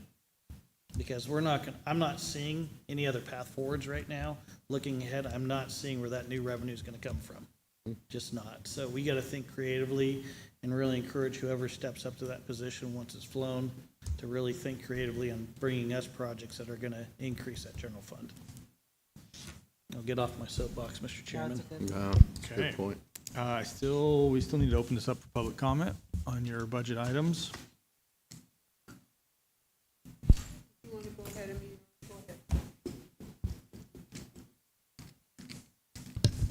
Hi, a couple of things. One, in terms of your pay, I do agree as a citizen. I do. County employees would probably say otherwise right now, given the way that they feel about their salaries. The vacancy rates show that. But as a citizen, I can understand. But keep in mind, historically, the board has always agreed to not take increases. I know, but especially when we had our furlough days, or what we used to call doo-wop days, which was days off without pay, when we had significant budget crises, especially after the 2008 bust. That was when the board said we're not going to take any increases because of what we're asking the employees to do. I'm rather surprised that your positions were not included in Gallagher. I would think admin and the auditor's office should be able to take a look and see if in the 2016 analysis and the collective good, if I thought that their positions were included in the study. I have the information back at my office, so I would probably have to take a look at the spreadsheets. But I'm rather surprised that it was not included. I always had assumed, I know the one way back in 98, I believe, 97, 98, it was included. That was, like I said, 25 years ago. But that's one thing. In terms of basically looking at economic development, I agree with you. It's about time you guys start thinking outside the box. Really, really thinking outside the box. What happened way back when doesn't apply now. What we had invested and what we were doing way back then doesn't apply now. But I think you need to start thinking outside the box in terms of how to generate it overall, not just for tourists, but also for the people who live here. I think that's something you need to think. I know I advocated that when, I think it was last year, when the whole plan came about to begin with, but I really, as a citizen, really think you need to start thinking outside the box. I really do. And yeah, I guess continue to do what you're doing. I mean, I know that as a union leader, I butt heads with you guys. I'm standing up here pontificating all the time. But it's not that, but there are times, trust me, there are times when we can work with you. And we have done that in the past. We've done that with the fairgrounds. We did that against, with the Measure U don't vote for the darn thing. When the Jefferson State thing came about, we were there, even here in this chamber, basically advocating strongly against it because we knew what it would do to our community here. So you can work with us. Believe it or not, we do see things with you sometimes. In regards to PILT, I still don't know why we can't sue. I'm looking at county council. And that's because I strongly, strongly believe that I think whoever negotiated this way back when really screwed all of the boards since then, including yourselves, and in return screwed us over as well. And I think there has to be some way that we basically demand from the state, put up or else. And that goes with the feds too.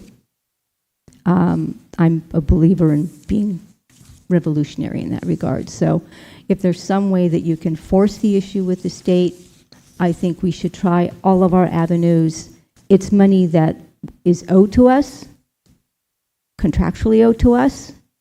I don't really give a rat's tuchus their reasons for not giving it to us. I think it's about damn time that we do. And take it from me, from a person who is in just one single program in this county. I have worked my you-know-what off to make sure that this county is heard at the state level. And believe it or not, I really do believe that if you really, really use us to help you with that, and others in this community to help you with that, I think it could go a long way. But I still think you need to look at probably suing the state and the Fed. Thank you. Thank you. I don't want to sue anybody. I have two questions, maybe three. The first one is on administration. I'm still bothered by that $400,000. To me, you're padding the budget. I'm just telling you, that's the way I see it. I mean, a maybe, so you're putting it in there and it's a maybe. Okay. The next one is, I do have an issue with the professional services contract for the public defender. I had this for a note. Actually, you're 183,000 greater than the average of the two prior years, 23, 24, which actually is equivalent to the salary, the payroll that you're budgeting. I really feel you need to make a choice. Either take it, the total year to date is 251,000 greater than the year to date for payroll. And I think that should, if you're going to budget it in payroll, I think you should take it out of professional services contract.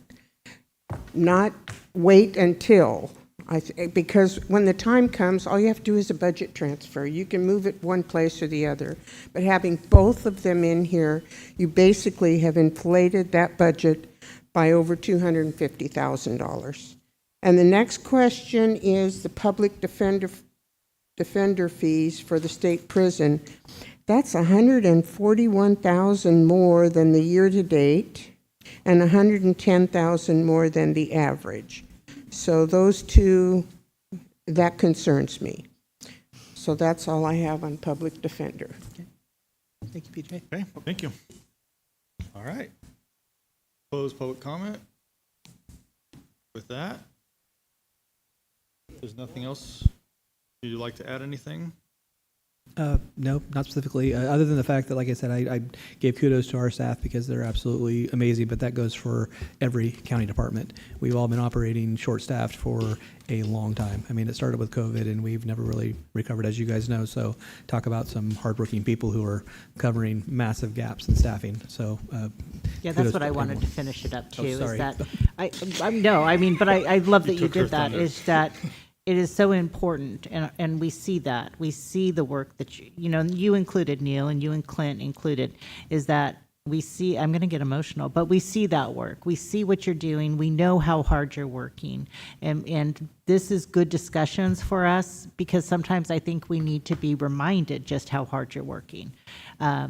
We don't often get to just sit down and have these discussions like that. So I'm grateful that you took the time for this. And I am grateful to you and all the staff for the hard work that you're putting in. And I'm sorry, I'm getting teary-eyed. I don't know why. Okay, if there's nothing else, we will adjourn this meeting.